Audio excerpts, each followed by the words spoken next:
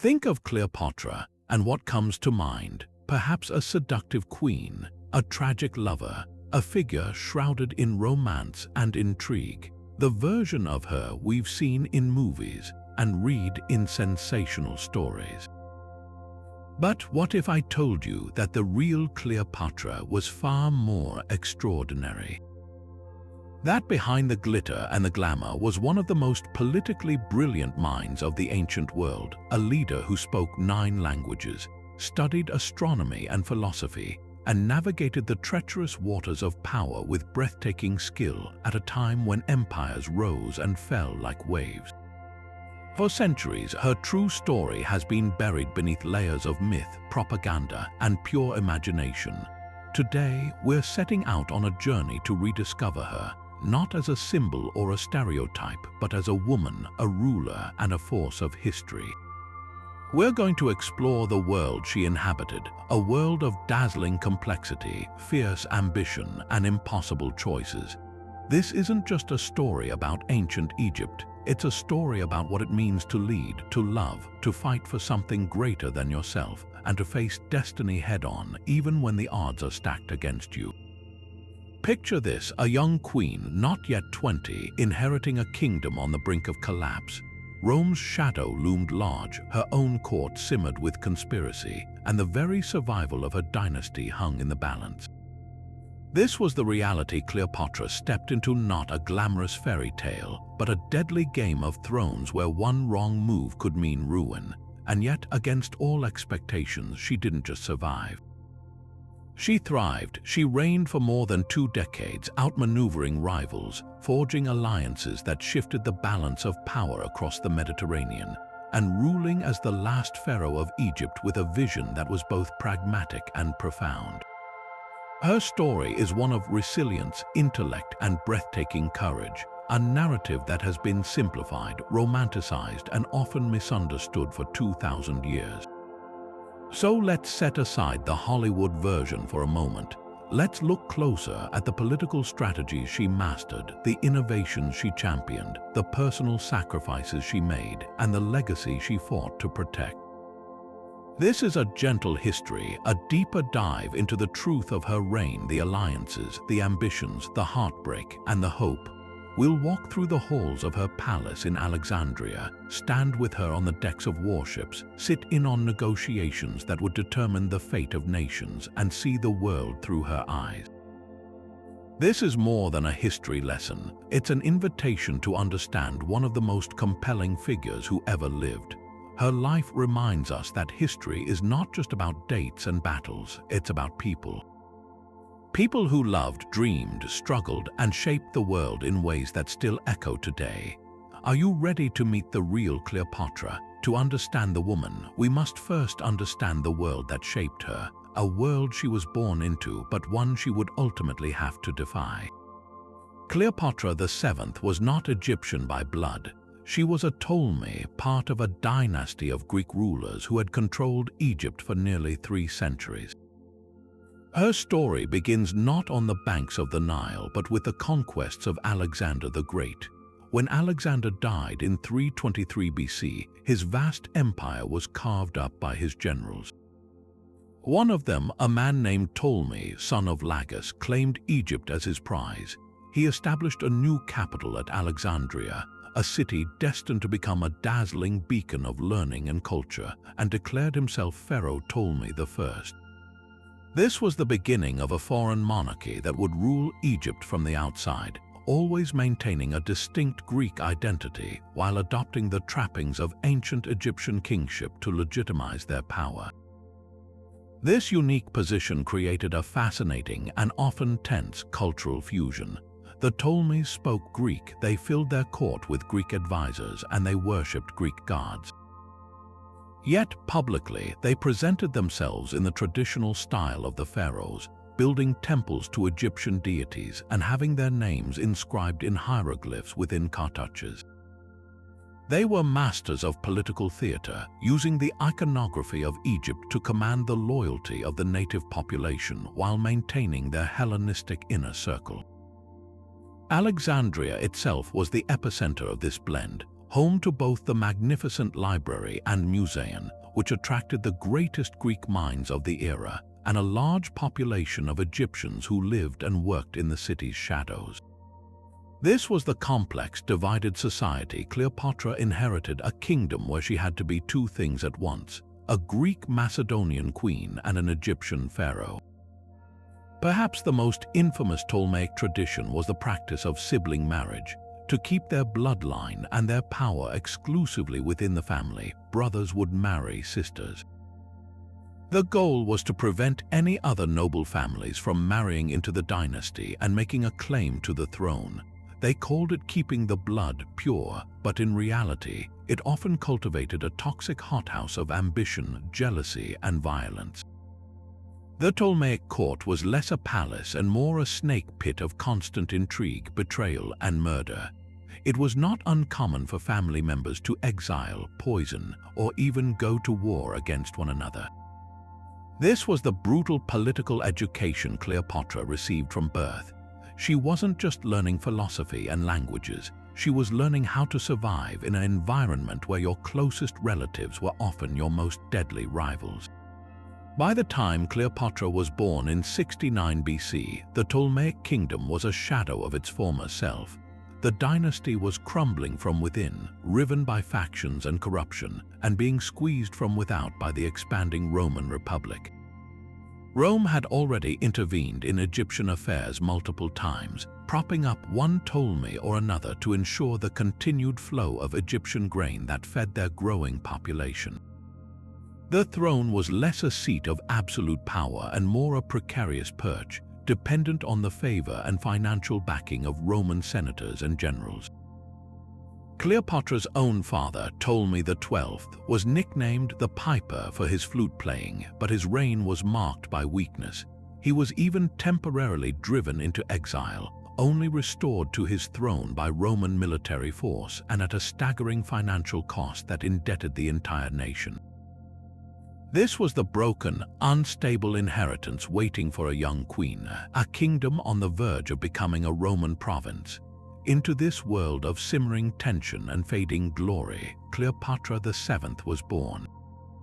While we often picture her as the iconic adult queen, her formative years were a meticulous and intense preparation for the immense challenges ahead. Her childhood was far from ordinary. It was a rigorous training ground, a boot camp for a future sovereign. The Ptolemaic palace in Alexandria was her classroom, and her tutors were some of the most learned scholars drawn from the legendary library and museum just a short distance away. This was a distinct advantage she held over her predecessors. While other Ptolemies received an education, Cleopatra's was unparalleled in its depth and breadth, specifically designed to arm her with every intellectual tool she might need to navigate a complex world. Her curriculum was vast and demanding. She immersed herself in philosophy, studying the great Greek thinkers to understand ethics, logic, and the art of persuasion. She mastered mathematics and astronomy, sciences that were not merely academic but deeply practical for a ruler.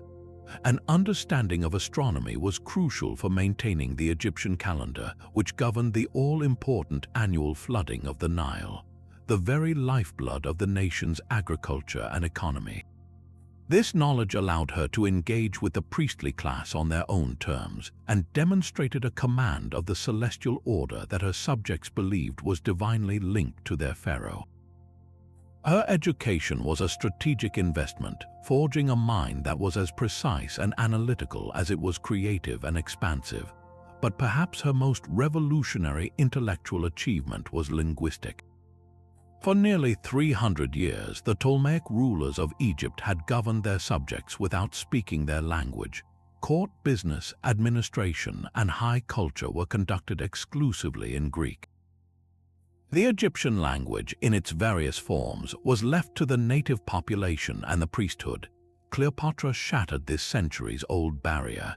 She applied her formidable intellect to becoming truly fluent in Egyptian, likely mastering both the common demotic script used in daily life and the more formal hieroglyphic script reserved for religious and monumental inscriptions.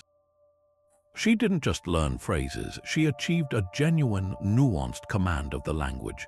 This was not a mere academic exercise, it was a masterstroke of political genius. When she spoke to her Egyptian subjects in their own tongue, she did something no Ptolemy before her had ever done. She connected with them on a profound and personal level, bypassing layers of Greek interpreters and court officials. This act immediately earned her their respect, loyalty, and a powerful legitimacy that her isolated, Greek-speaking relatives could never hope to achieve. She presented herself not as a distant foreign overlord, but as a true pharaoh, a living embodiment of the gods who could hear and understand the prayers of her people directly. This ability to speak Egyptian set her apart completely, transforming her from just another Ptolemaic monarch into something far more powerful and resonant, a ruler who could genuinely bridge the two worlds of her kingdom. It was the first and one of the most brilliant moves in her long game to secure her throne and save her nation. This carefully cultivated brilliance, however, would soon face its ultimate test. In 51 BC, upon the death of her father, Ptolemy XII, the 18-year-old Cleopatra found herself thrust onto the world's most dangerous stage. According to her father's will and the entrenched custom of her dynasty, she was to share the throne with her younger brother, the 10-year-old Ptolemy XIII. On the surface, this was a simple matter of upholding tradition, a joint rule meant to ensure stability, but in reality, it was a political trap designed to constrain her. For a young, ambitious, and formidably intelligent queen, being tethered to a child king was a recipe for conflict, a power struggle just waiting to ignite. The court of Alexandria instantly became a battlefield of competing factions. While Cleopatra and her brother were the nominal rulers, real power was wielded by a cabal of older, experienced advisors who saw the new arrangement as their chance to control the kingdom from behind the throne. This group, known as the Regency Council, was led by a man named Pothinus, the young king's tutor and guardian. Alongside him were the military commander Achilles and the rhetorician Theodotus. These men were the true power behind Ptolemy XIII, and they viewed Cleopatra not as a partner in governance, but as the single greatest obstacle to their own authority. They expected her to be a passive figurehead, a queen in name only who would defer to their wisdom and experience. They had gravely misjudged their new sovereign. Cleopatra had no intention of playing the role of a silent, subservient co-regent. From the very beginning, she asserted her authority with a confidence that stunned the old guard of the court. She moved decisively to take control of the government, understanding that power is often about presence and perception. She issued royal decrees in her name alone, a bold break from protocol that clearly signaled she was the senior partner in this forced alliance. She even had her own portrait and name placed on the kingdom's coinage, while the image of her young brother was conspicuously absent. This was more than a slight. It was a public declaration of her primacy, a message to every citizen, soldier, and diplomat that there was one true ruler in Egypt, and her name was Cleopatra. Her confidence was rooted in a deep understanding of the kingdom's most pressing crisis. Rome's financial stranglehold on Egypt, the massive debt incurred by her father, was the single most urgent issue facing the throne. While the regents around her brother likely saw this as an abstract problem of state, Cleopatra recognized it as an immediate threat to sovereignty.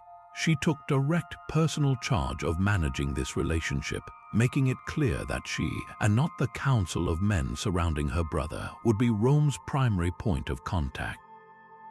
This was a strategic masterstroke, but it was also the move that sealed her fate with her enemies. Pothinus and his allies realized that Cleopatra's intelligence, her political savvy, and her sheer force of will made her impossible to control. She was operating on a level they simply could not match, and her dominance was becoming absolute. Fearing their own irrelevance and the complete loss of their influence, the Regency Council decided to act. They began a vicious propaganda campaign aimed at turning the people of Alexandria against their queen. They preyed on deep-seated prejudices, whispering that she was abandoning her Greek heritage, that she was too Egyptian, that her ambition was unnatural and threatened the very order of the realm. They skillfully positioned the young, pliable Ptolemy XIII as their puppet and the legitimate ruler, the true symbol of Ptolemaic tradition, while painting Cleopatra as a dangerous outlier who must be removed. Within just 2 years of their joint rule, the simmering tensions boiled over into open conflict. The powerful cabal of advisors successfully drove Cleopatra from the capital, forcing her to flee Alexandria for her own safety. She was now an exile, a queen without a city, her throne stolen by her own brother and the men who manipulated him. But this was not an ending. For Cleopatra, it was merely the end of the first act. Her education was over. The real fight for her kingdom was about to begin. Cast out from her own capital, Cleopatra found herself in a position that would have broken a lesser leader. Stripped of her palace, her guard, and the symbols of her power, she was now a fugitive queen with a price on her head, her authority seemingly reduced to dust. Yet, in this moment of profound crisis, her true character emerged not in defeat, but in a calculated, fearless response. She did not retreat to a life of quiet obscurity or await a rescue that would never come. Instead, she immediately began to orchestrate her return, viewing exile not as an end, but as a temporary setback in a much larger strategic game. Her first priority was survival, and with a handful of loyal attendants, she made a dangerous journey east out of Egypt and into the Roman province of Syria. This was a deliberate and shrewd choice. Syria was not a random refuge, it was a base of operations. It was close enough to Egypt's border to monitor events in Alexandria, yet safely outside the immediate reach of her brother's regime. More importantly, it was territory under Roman oversight, a place where she could begin to leverage what few assets she still possessed. Her most valuable currency was her title itself. She was still, in the eyes of many, the legitimate queen of Egypt. From a makeshift court in exile, she began doing what she did best, building a power base through persuasion, diplomacy, and raw political will. With virtually no treasury and no army of her own, she had to create both from nothing, relying entirely on her intellect, her charisma, and her profound understanding of the region's complex web of allegiances. She turned her attention to the powerful tribal leaders and mercenary captains who controlled the forces along Egypt's eastern frontier.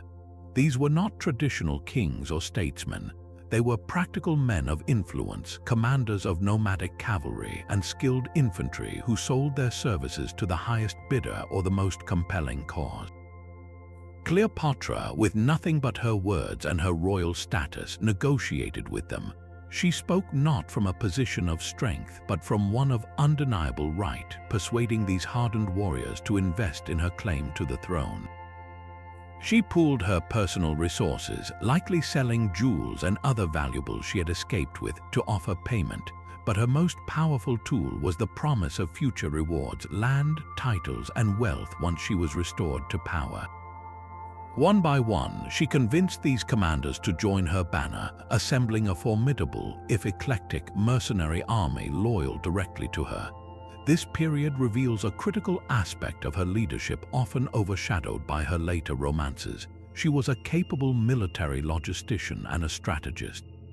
Raising an army is one thing, feeding it, paying it, and moving it is another. She established supply lines, secured a port to facilitate movement, and planned her campaign not as a reckless charge, but as a methodical reclamation of her kingdom. Meanwhile, back in Alexandria, her brother's regime was unraveling. The young Ptolemy XIII and his manipulative regent Pothinus had made a catastrophic miscalculation. In a foolish attempt to curry favor with Rome, they had executed Pompey the Great, a fallen Roman general seeking refuge, presenting his head as a gift to the victorious Julius Caesar, who had just arrived in Egypt pursuing his rival. This act of brutal betrayal horrified Caesar, a man who valued Roman dignity and the rules of war. It was a disastrous diplomatic error that instantly alienated the very Roman support the boy king's faction desperately needed. Seizing this moment of weakness and political isolation with impeccable timing, Cleopatra saw her opening. The stage was now set for one of the most legendary and daring moments in all of history, a move that would require every ounce of the courage, cunning, and resolve she had honed during her exile. Her army was camped just east of the Egyptian border, a tangible manifestation of her resilience. But to win back her crown, she knew she needed to do more than just win a battle. She needed to win the favor of the most powerful man in the Roman world. Now, with her makeshift army waiting in the wings and her brother's regime teetering after its fatal error, Cleopatra faced a critical logistical problem. Julius Caesar was inside the royal palace in Alexandria, a fortress now controlled by her enemies and surrounded by their troops. Any conventional approach was impossible. Arriving at the gates with an armed escort would have been seen as an attack, guaranteeing her immediate capture or execution. She needed a way to bypass every barrier and present her case directly to the Roman general, entirely alone and without any hint of threat. The solution she devised was as audacious as it was brilliant, a masterclass in psychological warfare and theatrical misdirection that would become the stuff of legend. The most famous version of the story, passed down through historians like Plutarch, tells us she had herself rolled up inside a bedroll or a carpet, a heavy, bulky sack used for storing linen. Another account suggests it was a more humble sack meant for carrying bedding. The specific wrapping matters less than the sheer daring of the act itself. Imagine the scene. Under the cover of darkness, a single, small boat rows toward the palace waterfront. There is no fanfare, no royal procession. Just a single trusted servant, a man named Apollodorus the Sicilian, and his unusual heavy bundle. To the guards at the palace entrance, he would have appeared as nothing more than a deliveryman, a common sight bringing supplies for the distinguished Roman guest. He presented himself and his cargo with such simple confidence that he bypassed suspicion entirely, walking straight past the sentinels loyal to Ptolemy and directly into Caesar's private chambers. The moment of unveiling was surely one of the most dramatic in history. As the carpet was unrolled at Caesar's feet, the young queen emerged, not disheveled or frightened, but composed, regal, and undoubtedly dressed in her finest royal attire. She had transformed herself from a hidden secret into a stunning, undeniable presence. The genius of this move was multi-layered. It was a breathtaking gamble that demonstrated her incredible courage and resolve. It was a powerful symbolic gesture, presenting herself not as a warlord at the head of an army, but as a vulnerable woman placing her fate entirely in the hands of Rome's greatest leader. Most importantly, it was a masterpiece of political theater designed to captivate a specific audience. A man known for his appreciation of boldness, intelligence, and the unconventional. Julius Caesar was above all else a pragmatist and a strategist. He was in Egypt to settle a dynastic dispute, primarily to ensure the repayment of the massive debt Cleopatra's father owed him. He expected to meet with squabbling children and their conniving advisors. Instead, he found himself face to face with a queen of poise, intellect, and breathtaking nerve. The stories suggest they talked through the night. Cleopatra, fluent and persuasive, would have laid out her case with clarity and passion. She wasn't just asking for help, she was proposing a partnership. She presented herself as the sole competent ruler who could guarantee Egypt's stability and, crucially, its financial obligation to Rome. She appealed not to his pity, but to his reason and his ambition. The immediate intellectual and personal connection between them was undeniable. Here were two of the most brilliant political minds of the age, each recognizing a kindred spirit in the other. For Caesar, Cleopatra was not a supplicant but an equal, a worthy ally whose intelligence matched his own. For Cleopatra, Caesar was the ultimate key to unlocking her destiny. Their meeting instantly recalibrated the entire political landscape in Alexandria. The following morning, when a furious Ptolemy XIII was summoned to meet with Caesar, he was shocked to find his exiled sister already there, calm and confident beside the Roman general. The balance of power had irrevocably shifted in a single night. This personal alliance immediately triggered the Alexandrian War. Ptolemy's supporters, realizing they had been outmaneuvered, incited the population of Alexandria against Caesar, portraying his presence as a Roman occupation. For months, Caesar and Cleopatra were besieged together within the palace compound, a tiny island of resistance in a hostile city. This shared experience of extreme danger forged an unbreakable bond between them, a partnership tested in fire. It was during this siege that another layer of their connection was revealed.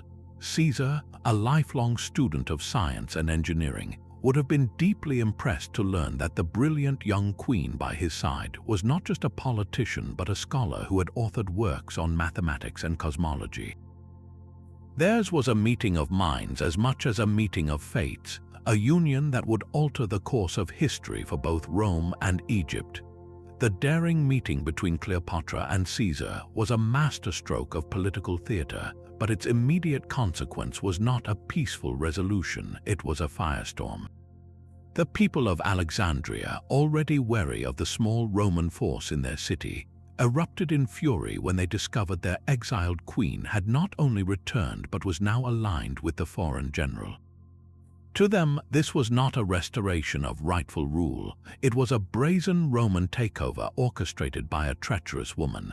The city, famed for its learning and beauty, swiftly transformed into a fortress of rebellion. Caesar, Cleopatra, and their combined retinue found themselves trapped inside the palace quarter, a compound of royal buildings surrounded by a sea of hostile faces. They were hopelessly outnumbered, with only a few thousand legionaries against a mobilizing urban population and the increasingly organized forces loyal to Ptolemy XIII. What followed was a desperate, months-long struggle known as the Alexandrian War. This was not a conventional conflict fought on open fields. It was a brutal, street-by-street, house-by-house urban siege. Caesar's legions, among the finest heavy infantry in the world, were at a severe disadvantage. Their disciplined formations and famed engineering skills were less effective in the narrow, winding alleys of the city, where they were vulnerable to hit-and-run attacks, projectiles hurled from rooftops, and sudden ambushes. The Alexandrians were clever and resourceful, employing a terrifying array of tactics. They built makeshift barricades, flooded streets to hamper movement, and even used fire ships, vessels set ablaze and set adrift to attack the Roman fleet anchored in the harbor, hoping to destroy Caesar's only means of escape or reinforcement. One of the most critical and dramatic battles was for control of the great lighthouse on the island of Pharaohs, connected to the mainland by a massive stone causeway known as the Heptastadion. This lighthouse was not just a symbol of the city, it was a strategic linchpin. Whoever held Pharaohs controlled the harbor entrance. Caesar personally led a risky amphibious assault to capture the island. The fighting was intense and chaotic. At one point, as his soldiers were pushed back onto their boats, the press of men was so great that Caesar himself was forced to leap into the water and swim to safety, reportedly clutching his important papers in one hand above the waves while swimming with the other, all under a hail of enemy missiles. The loss of the lighthouse was a significant blow, but it underscored the precariousness of their position. They were clinging on by their fingertips. Throughout this grueling ordeal, Cleopatra was not a passive prisoner in the palace. She was an active participant in her own salvation. While Caesar directed the military defense, her role was just as crucial. She provided local knowledge of the city's layout and resources, acted as a translator and liaison, and her mere presence was a constant reminder of what they were fighting for: the legitimate rule of Egypt. Her composure under unimaginable pressure would have steadied the nerves of those around her. She was proving herself to be Caesar's true equal, a partner in strategy and endurance, not merely a beneficiary of his power. The turning point came from far beyond the city walls. Caesar had managed to send desperate calls for aid to his allies across the Mediterranean. A relief army, primarily composed of seasoned legions from the Roman province of Asia Minor, was marching swiftly to his aid. As this powerful force approached Egypt, the Ptolemaic generals loyal to the young king knew their time was running out. In a final, desperate gamble, they decided to break the siege by confronting this relief force before it could link up with Caesar. They marched out with their main army, leaving the city to face the Romans in a pitched battle near the Nile Delta. This was their fatal mistake. The disciplined Roman legions, fighting in the open terrain they mastered, made short work of the Egyptian forces. The battle was a rout. In the chaotic retreat, the young king Ptolemy XIII attempted to flee across the Nile. The small, ornate royal barge he was on became overloaded with panicked soldiers and capsized in the powerful current. Weighed down by his magnificent gold armor, the boy king, a pawn in a game far beyond his years, drowned in the river his ancestors had ruled for centuries. His death, though tragic, was the event that broke the rebellion's back. With their figurehead gone and a formidable Roman army now at the gates, the resistance in Alexandria collapsed almost instantly. The war was over. Caesar entered the city as its unchallenged master, and at his side was Cleopatra, the queen he had come to secure. Yet the political situation required delicate handling. Egyptian tradition and the will of her father demanded a male co-ruler. With Ptolemy XIII dead, the next in line was another younger brother, an 11-year-old boy named Ptolemy XIV. Caesar, with Cleopatra's pragmatic acquiescence, installed the child as the new nominal king, once again creating a joint sovereignty. But everyone in Alexandria, in Rome, and across the Mediterranean understood the true balance of power. This was a fiction, a thin veneer of tradition over a new reality. Ptolemy XIV was a placeholder, a crown on a child's head. The sole, undisputed ruler of Egypt, the woman who had gambled everything and won, was Cleopatra. She had not just reclaimed her throne, she had secured it through fire and strategy, and she now held the absolute authority she had always sought. With the fires of Alexandria extinguished and her throne secured, Cleopatra and Caesar embarked on a journey that would become the stuff of legend, a grand royal progress down the Nile River.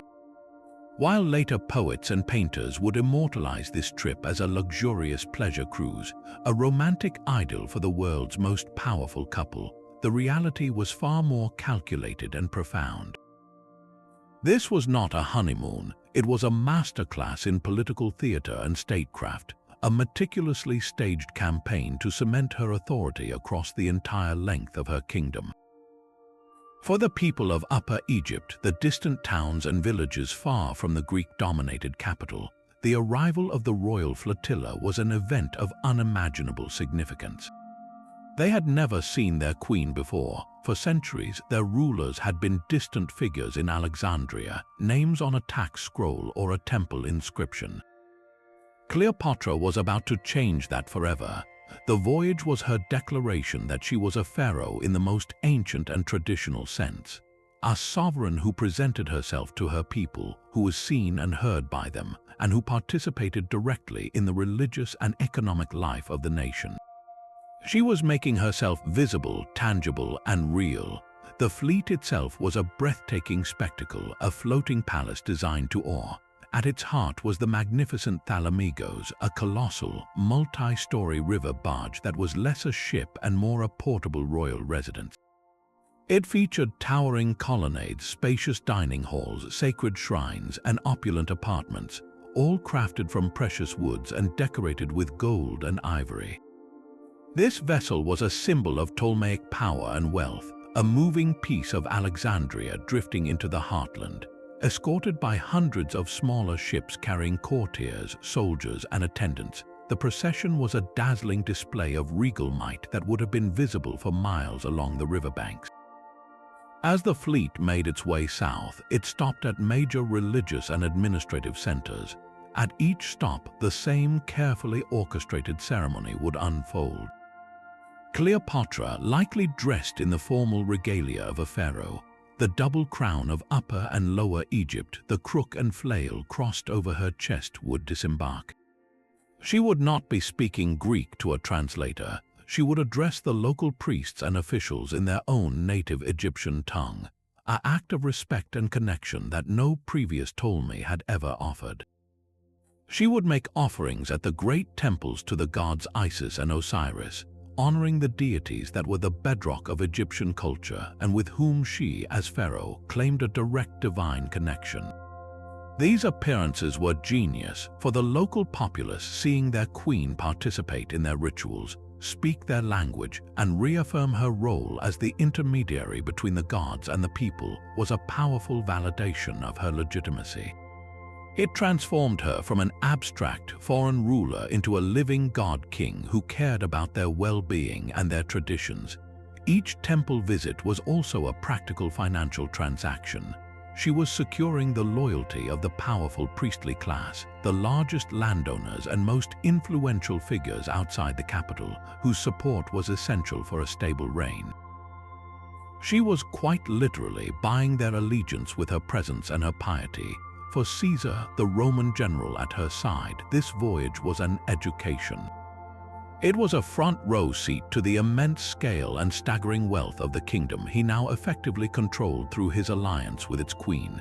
As they traveled, he saw firsthand the incredible agricultural fertility of the Nile Valley, the endless fields of grain that fed not only Egypt but also, through massive exports, the city of Rome itself. He witnessed the complex irrigation systems, the bustling riverside markets, the gold mines of Nubia, and the flow of exotic trade goods from inner Africa. He was being given a guided tour of the greatest economic engine in the Mediterranean, and it undoubtedly solidified in his mind the paramount importance of keeping Egypt stable, prosperous, and friendly to Rome. Their son, Caesarion, was likely with them on this journey, a living symbol of the fusion of Roman and Egyptian power. His presence sent a clear message about the future, a future where the destiny of Rome and Egypt were inextricably linked through this new bloodline. The voyage lasted for nearly 2 months, covering over 1,000 miles of river. By the time they turned back north toward Alexandria, Cleopatra had achieved something monumental. She had personally reintroduced herself to her nation, solidifying her power base from the Delta to the First Cataract.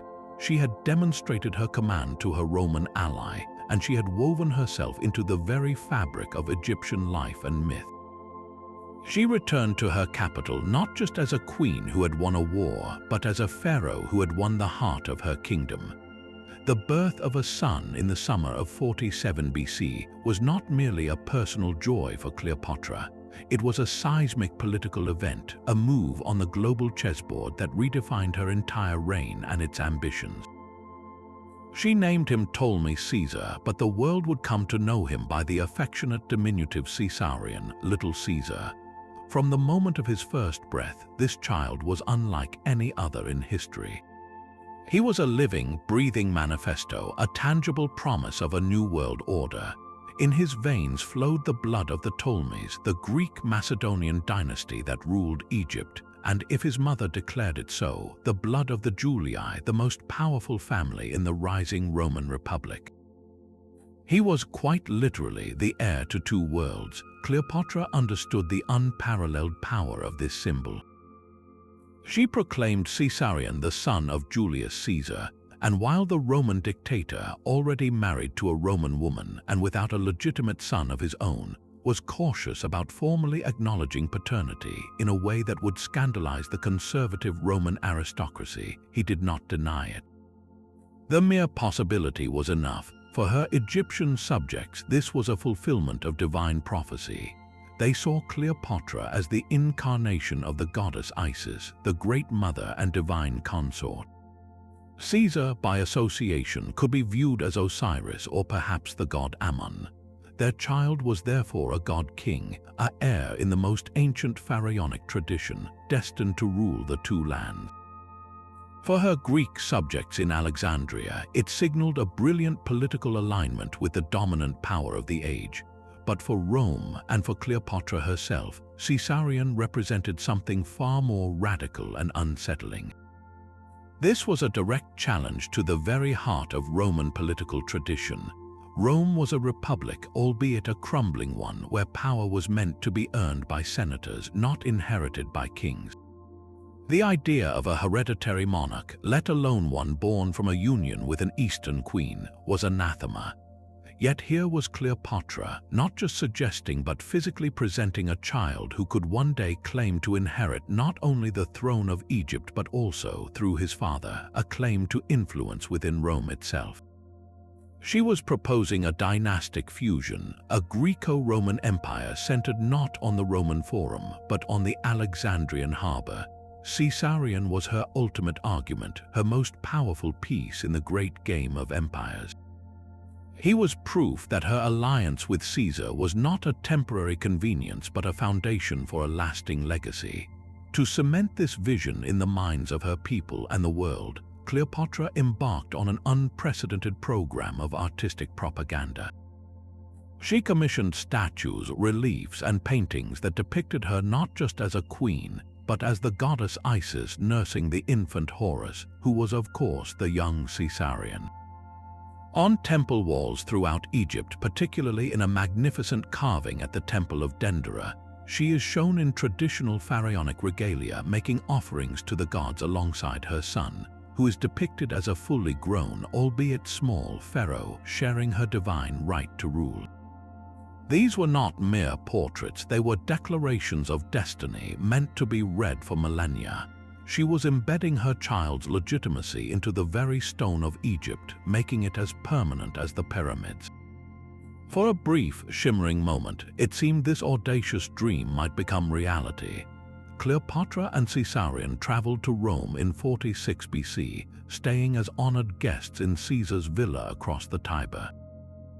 For nearly 2 years, she was a presence in the city, a glimpse of Hellenistic royalty and intellectual sophistication that both fascinated and repelled the Roman elite. She was there when Caesar's will was read aloud after his assassination on the Ides of March in 44 BC. While the document named his grandnephew Octavian as his primary heir, it made no mention of Caesarion. But for Cleopatra, the absence of a denial was not a setback. She still had the living child, the son who carried Caesar's name and, in her eyes, his true spirit. In the chaotic power vacuum that followed the murder, she saw not tragedy but opportunity. The death of the father made the son even more crucial. She swiftly returned to Egypt, a move of self-preservation but also of recalibration. Once home, she took another decisive and grimly pragmatic step to secure her son's future. Her younger brother and nominal co-ruler, Ptolemy XIV, was still a legal obstacle, a teenage king who could one day challenge Caesarion's claim. Shortly after their return from Rome, the young king died suddenly.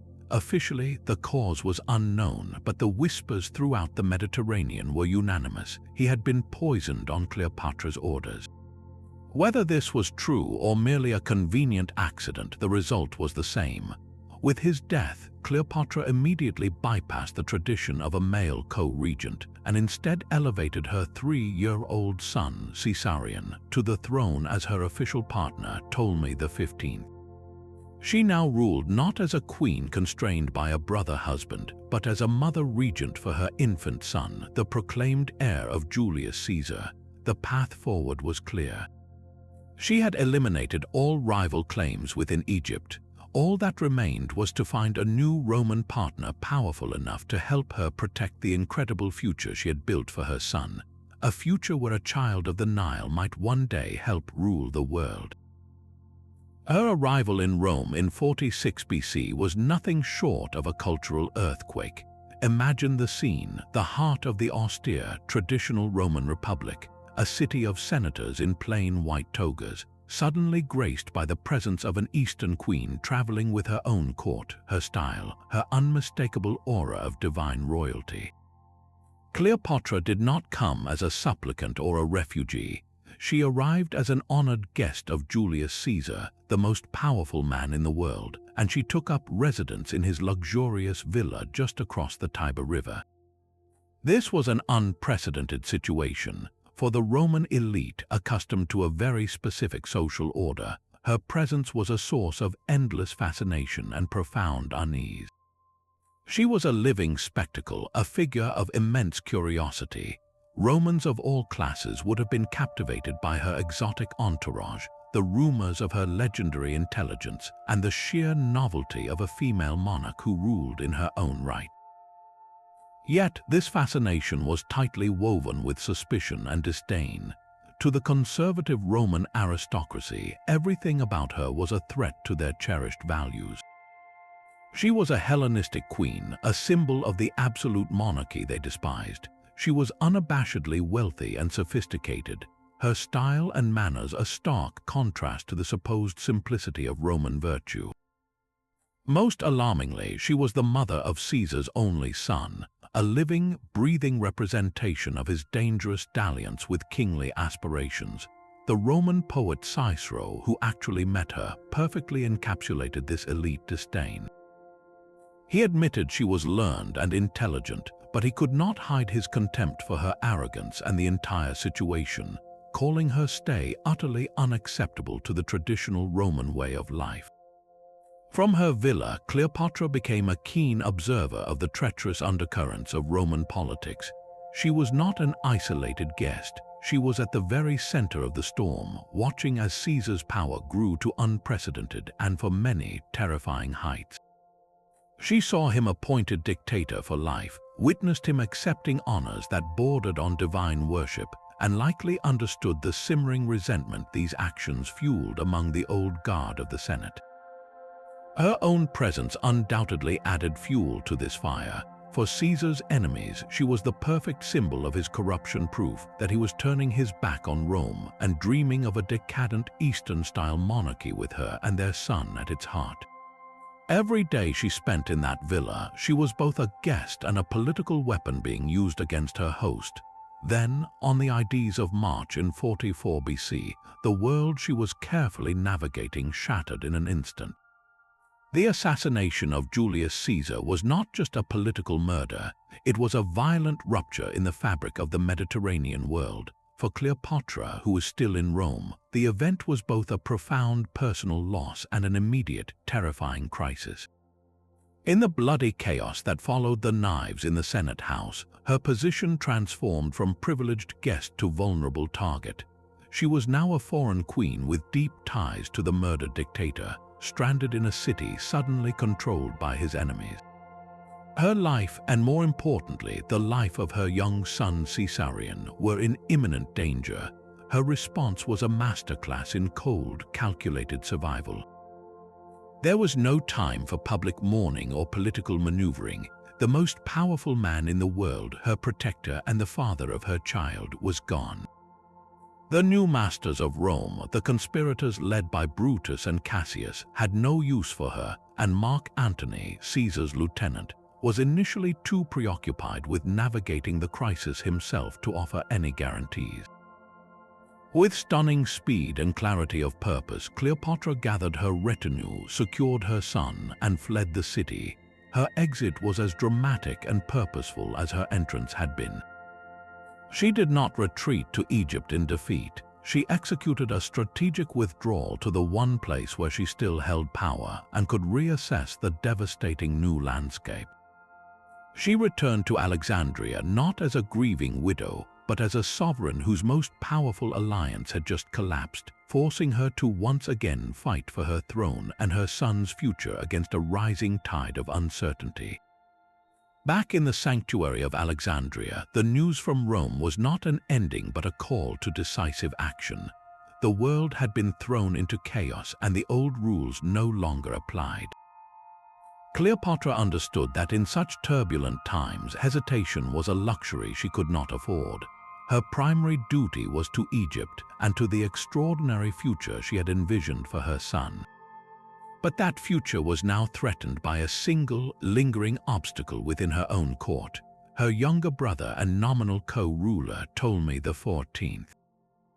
He was now a teenager, no longer a pliable child, and as he grew older, he would inevitably become a figurehead for any faction that wished to challenge her sole authority or, more dangerously, the destiny she had planned for Caesarion. He was a legal claimant to the throne she needed to secure for her son, a loose thread in the intricate tapestry of power she was weaving. His sudden and timely death shortly after their return from Rome sent a clear, chilling message across the Mediterranean.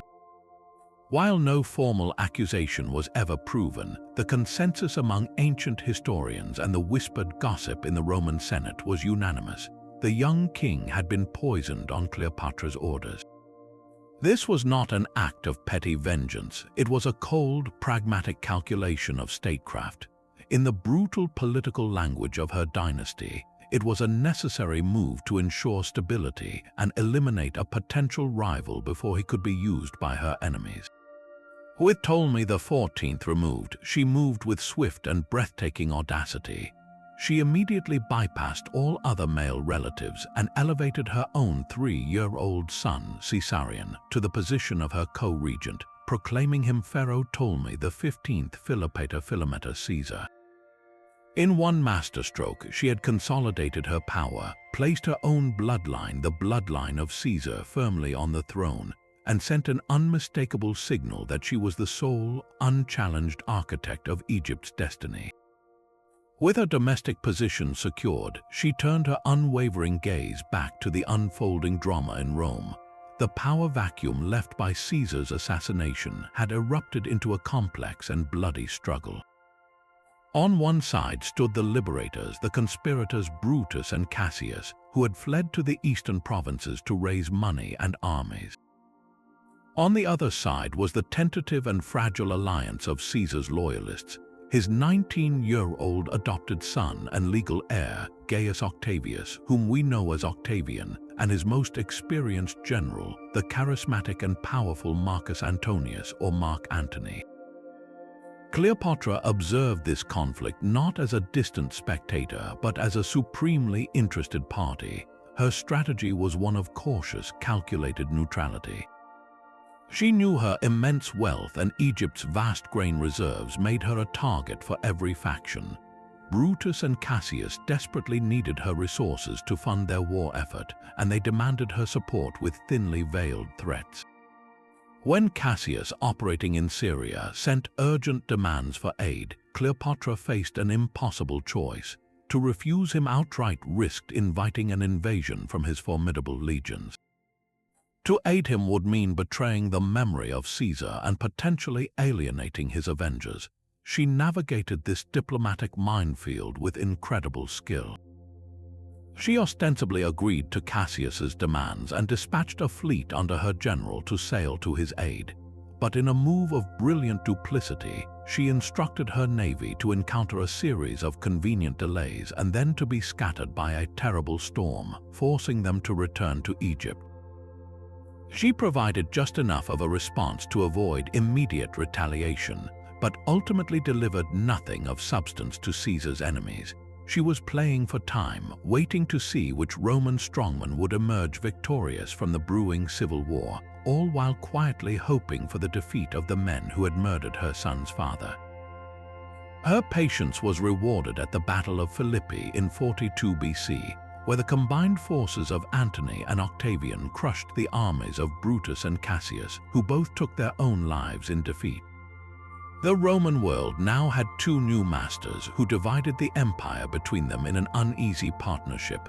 Octavian took control of the West, including Italy itself, while Antony took command of the wealthy, volatile eastern provinces. For Cleopatra, this new political map changed everything. Antony was now the dominant Roman power on her doorstep. He was a man she knew by reputation, a renowned military commander, a devoted follower of Caesar, and a figure known for his ambition, his generosity, and his appetites. He was also the man who, in the chaotic aftermath of Caesar's death, had initially failed to offer her protection, a fact she would not have forgotten. Now he summoned her to meet him in the city of Tarsus in what is now modern Turkey. His summons was not a request, it was a command from the ruler of the East. He wanted to ascertain her loyalty and undoubtedly to secure the financial support of Egypt for his own ambitious plans. Cleopatra understood that this was not a summons to a meeting, but an audition for the most important partnership of her life. The future of her kingdom and her son's inheritance would be decided in this encounter. She would not go as a supplicant, she would arrive as a queen.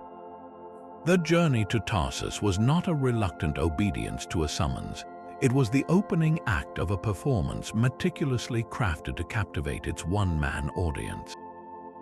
Cleopatra understood that Mark Antony, a man renowned for his love of spectacle, grand gestures, and theatrical generosity, would not be won over by mere words or wealth alone.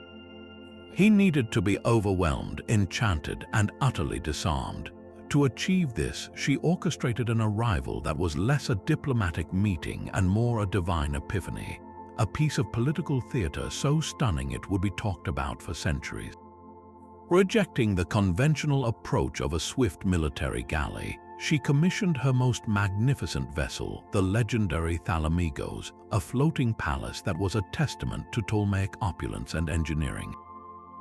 As it sailed into the harbor of Tarsus, the citizens lining the shore witnessed a sight that seemed to have drifted out of a myth.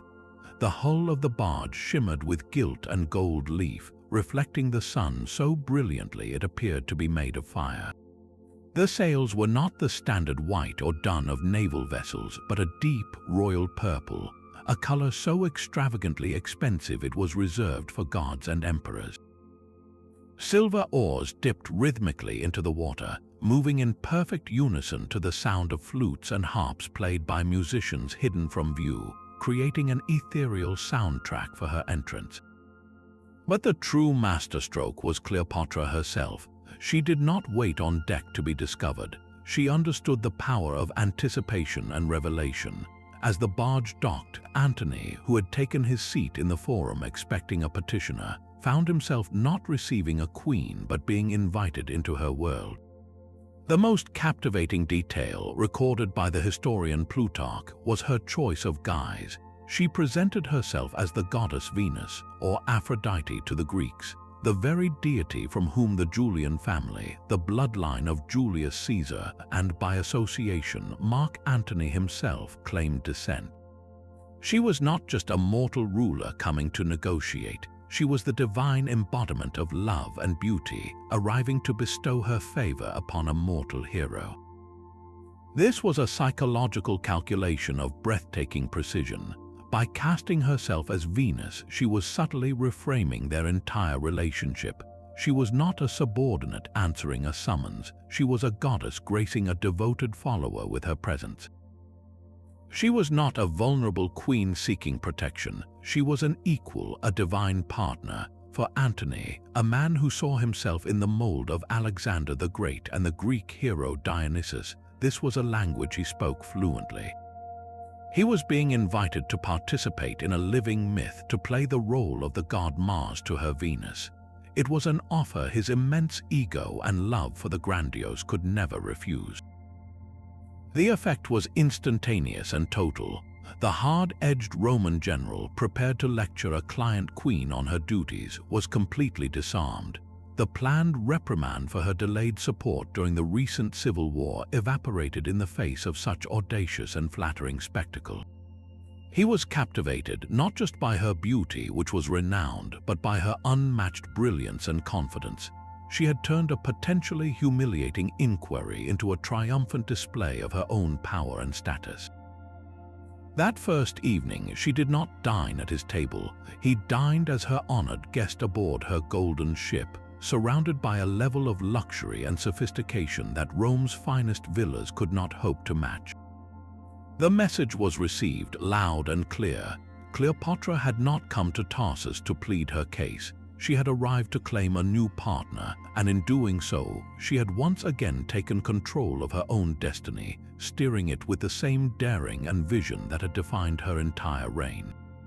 The alliance forged between Cleopatra and Mark Antony was far more than a legendary romance. It was one of the most consequential political partnerships of the ancient world. a calculated merger of military might and economic power that would reshape the Mediterranean.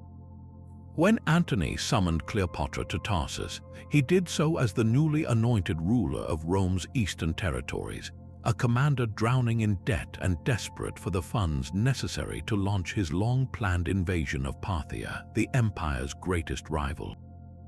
He expected a wealthy client queen who would provide tribute. What he encountered was a sovereign equal who negotiated not from a position of weakness but from one of immense strength. Egypt was the wealthiest nation in the known world, and Cleopatra was its sole master. She understood that her treasury was not merely gold to be spent, but leverage to be invested. Their agreement was a masterpiece of realpolitik. Antony needed Cleopatra's vast resources to finance his legions, feed his soldiers, and build the fleet required for his ambitious campaigns. In return, Cleopatra demanded nothing less than the formal restoration of Egypt's ancient empire, territories that had been gradually chipped away by Rome over the previous century. At a lavish and theatrical ceremony in Alexandria known as the Donations, Antony officially granted her and her children dominion over Cyprus, Crete, large parts of Syria and Lebanon, and even declared Caesarion the legitimate son and heir of Julius Caesar, a direct and provocative challenge to Octavian's claim in Rome. For Cleopatra, this was the ultimate validation of her life's work. She was not just preserving her kingdom, she was expanding it, securing a buffer zone against Roman aggression, and creating a dynastic inheritance for her children that rivaled any in the world. Their personal relationship, immortalized in poetry and propaganda, was deeply interwoven with these cold strategic realities. They formed a formidable power couple, spending winters together in Alexandria in a celebrated society of intellectuals, artists, and feasts that Antony dubbed the inimitable livers. This was not mere decadence, it was a calculated display of soft power, a court designed to showcase their shared vision of a Greco-Roman East where Hellenistic culture and Roman military might could blend under their joint leadership. Cleopatra provided Antony with the financial stability and strategic depth he could never find in cash-strapped Rome, while Antony offered her the military protection and political legitimacy required to defy the growing hostility of Octavian. Together, they envisioned a new Eastern Empire, a partnership that could counterbalance the rising power of the West. Yet this grand alliance also contained the seeds of its own destruction. Back in Rome, Octavian, Antony's rival and fellow triumvir, seized upon their relationship as the perfect propaganda tool. He masterfully spun their partnership not as a strategic alliance, but as a dangerous betrayal of Roman values. He portrayed Antony as a man enslaved by a manipulative Eastern temptress, a drunkard who had abandoned his virtuous Roman wife Octavian's own sister, Octavia, for a life of Oriental decadence. He spread rumors that Cleopatra aimed to be crowned Queen of Rome itself, that she practiced dark magic, and that she wished to move the capital of the empire to Alexandria. This vicious smear campaign was incredibly effective, turning Italian public opinion sharply against both of them and providing Octavian with the perfect pretext for war. He framed the coming conflict not as a civil war between Romans, but as a patriotic crusade to defend Rome from a foreign queen and her bewitched general. The stage was now set for a final, definitive clash that would decide the fate of the entire Roman world and end the 300-year reign of the Ptolemies. The stage was set in the Great Gymnasium of Alexandria, a vast public space usually reserved for athletic contests and civic gatherings. But on this day, it was transformed into the most spectacular political theater the ancient world had ever witnessed. Mark Antony, as the self-proclaimed master of the Roman East, summoned the assembled crowds, a mix of Alexandrian Greeks, Egyptian dignitaries, and representatives from across the eastern provinces, to witness an event so audacious it would irrevocably shatter the fragile peace with Rome. This was the Donations of Alexandria, a ceremony meticulously orchestrated by Cleopatra and Antony to declare a new world order, a grand realignment of power that was both the ultimate fulfillment of her lifelong ambitions and a deliberate, breathtaking provocation to Octavian. At the heart of the spectacle were two silver-covered platforms erected high above the crowd, upon which stood two pairs of golden thrones. On one set sat Antony and Cleopatra, robed as the gods Dionysus and Isis, their divine association made literal for all to see. On the other set were their children, each one a piece in this grand geopolitical puzzle. There was Alexander Helios, their son, named for the sun god, and his twin sister Cleopatra Selene, named for the moon goddess. With them was their younger brother, Ptolemy Philadelphus. Before the stunned and cheering masses, Antony proceeded to perform what can only be described as the wholesale redistribution of the Roman Empire. He declared Cleopatra not merely Queen of Egypt but Queen of Kings, and her son Caesarion, her child with Julius Caesar, was proclaimed his legitimate heir and King of Kings, a title that directly contested Octavian's claim as Caesar's sole successor. Then came the territorial declarations, each one a calculated slap in the face to Roman senatorial authority. To the young Alexander Helios, Antony granted the vast swaths of territory from the Euphrates River all the way to India, lands that were, at that very moment, controlled by the Parthian Empire, the very enemy Antony planned to conquer. To Cleopatra Selene, he bestowed the rule of Cyrenaica and Crete, key strategic islands in the Mediterranean. To the toddler Ptolemy Philadelphus, he gave Syria and all the territories of Asia Minor. Cleopatra herself was formally granted the bountiful regions of Syria, Phoenicia, and the island of Cyprus, which had been a personal possession of the Ptolemaic crown before being annexed by Rome decades earlier. With these proclamations, Antony was not just rewarding an ally, he was effectively resurrecting the empire of Alexander the Great and placing it under the control of a Greco-Egyptian dynasty. For Cleopatra, this moment was the culmination of her entire political strategy. This was not the desperate act of a lovesick queen, but the brilliant, hard-won prize of a master strategist.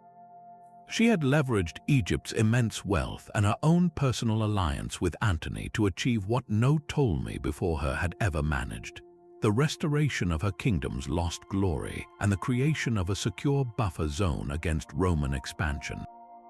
The donations were her ultimate insurance policy, a guarantee that her children would inherit a powerful, united Eastern Bloc that could negotiate with Rome from a position of strength, rather than live in fear of becoming just another Roman province. She had outmaneuvered generations of Roman diplomats and generals, using their own internal rivalries to her supreme advantage. Yet, for all its strategic genius, the ceremony was also an act of incredible political folly. In Rome, Octavian had been waiting for exactly this kind of misstep. He immediately seized upon the donations as the ultimate proof of Antony's treachery. He obtained what was likely a copy of Antony's official will, which was stored at the Temple of Vesta, and read its contents aloud to the stunned Roman Senate. In it, Antony allegedly confirmed the territorial gifts to Cleopatra and her children, and most damningly expressed his desire to be buried not in Rome, but alongside the Ptolemaic queen in Alexandria. Octavian's propaganda machine went into overdrive, portraying the donations not as a legitimate political settlement, but as the drunken ramblings of a man who had surrendered his Roman identity to a foreign seductress. He framed Antony as a traitor who was literally giving away Roman land to an Eastern monarch, a woman who dreamed of ruling the Roman world from her decadent palace on the Nile. The donations provided Octavian with the perfect casus belli, a righteous cause for war. He could now present the coming conflict not as a power struggle between two ambitious Romans, but as a patriotic war to defend the Republic from a foreign threat.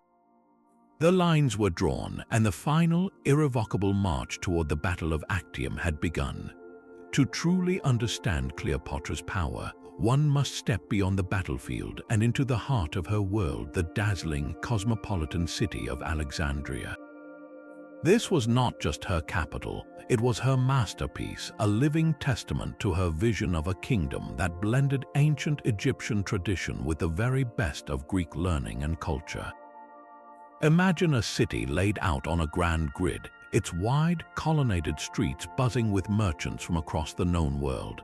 The air would have been filled with the scent of spices from the east, the sound of a dozen different languages, and the salty breeze from the Mediterranean. At its heart stood the royal palace compound, a sprawling, magnificent complex of marble halls, lush gardens, and private harbors where the queen's golden barge was moored. This was the epicenter of Cleopatra's world, a court of unparalleled splendor that she consciously crafted to project an image of power, wisdom, and divine authority. Within this opulent setting, Cleopatra's role as a patron of the arts and sciences was not a mere hobby. It was a fundamental pillar of her statecraft. She actively revived the glorious intellectual tradition of her Ptolemaic ancestors, transforming her court into a magnet for the greatest minds of the era. Philosophers, mathematicians, physicians, and poets flocked to Alexandria, drawn by the queen's personal interest and generous support. She held lively symposia, intellectual dinner parties where stimulating conversation was the main course. Here, she wasn't just a hostess, she was a participant, engaging scholars in debates on geometry, astronomy, and ethics, her own formidable education allowing her to meet them as an equal. This vibrant intellectual life sent a powerful message. Under Cleopatra's rule, Alexandria was not just the wealthiest city in the Mediterranean, but also the most enlightened, the true inheritor of Athens' legacy as the school of the world. The crown jewel of this intellectual endeavor was, of course, the legendary Library of Alexandria. Under Cleopatra's patronage, this great institution experienced a magnificent renaissance. It was far more than a repository of scrolls. It was the ancient world's premier university and research center. Scholars worked in its halls to copy, translate, and critique texts from every culture, from Babylonian astronomical charts to Jewish religious law. The library's director was a personal appointment of the Queen's, and she took a keen interest in its acquisitions, reportedly engaging in a friendly rivalry with the library at Pergamum to acquire the rarest and most valuable works. It was a place where the physician Dioscorides could meticulously study and classify hundreds of plants for his foundational work on pharmacology, and where the geographer Strabo likely gathered much of the information for his seminal descriptions of the ancient world.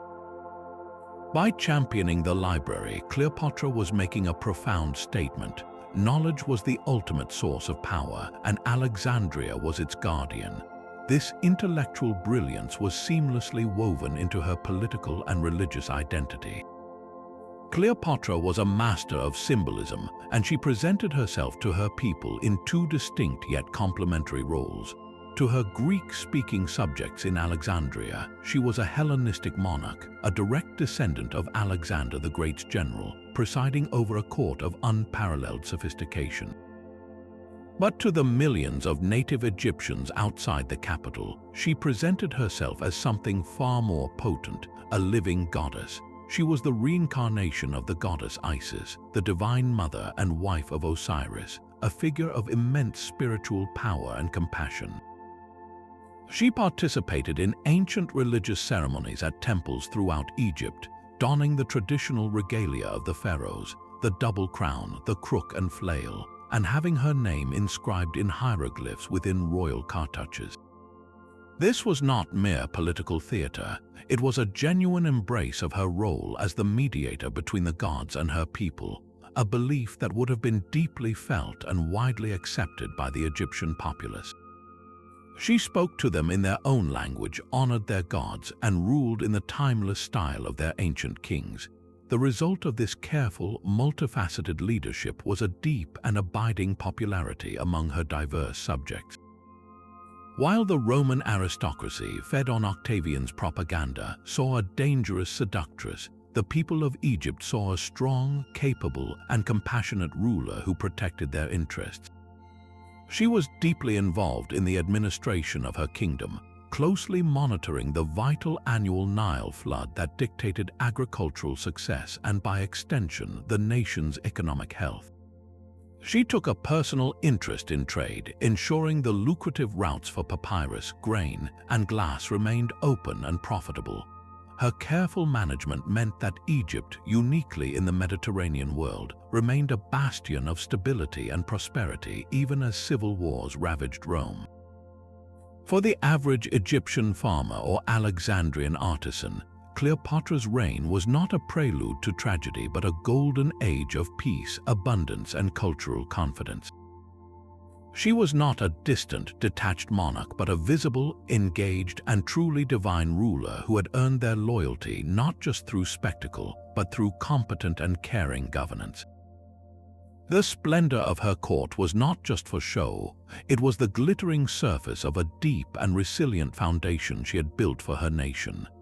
Yet the grand vision of an Eastern empire, so boldly declared in Alexandria, required a foundation of military glory to make it a reality. For Mark Antony, that glory was to be found in the conquest of Parthia, the powerful Persian empire that had humiliated Rome years earlier by annihilating an entire Roman army at the Battle of Carrhae. This campaign was to be his masterpiece, the ultimate demonstration of his prowess as a general and the justification for his redistribution of eastern territories. It was a venture of immense scale and staggering ambition, and it rested almost entirely on the financial backbone of Cleopatra's Egypt. She poured the wealth of her kingdom into his war effort, funding the recruitment of legionaries, the construction of siege engines, and the endless supply chains needed to sustain a massive army marching into hostile territory.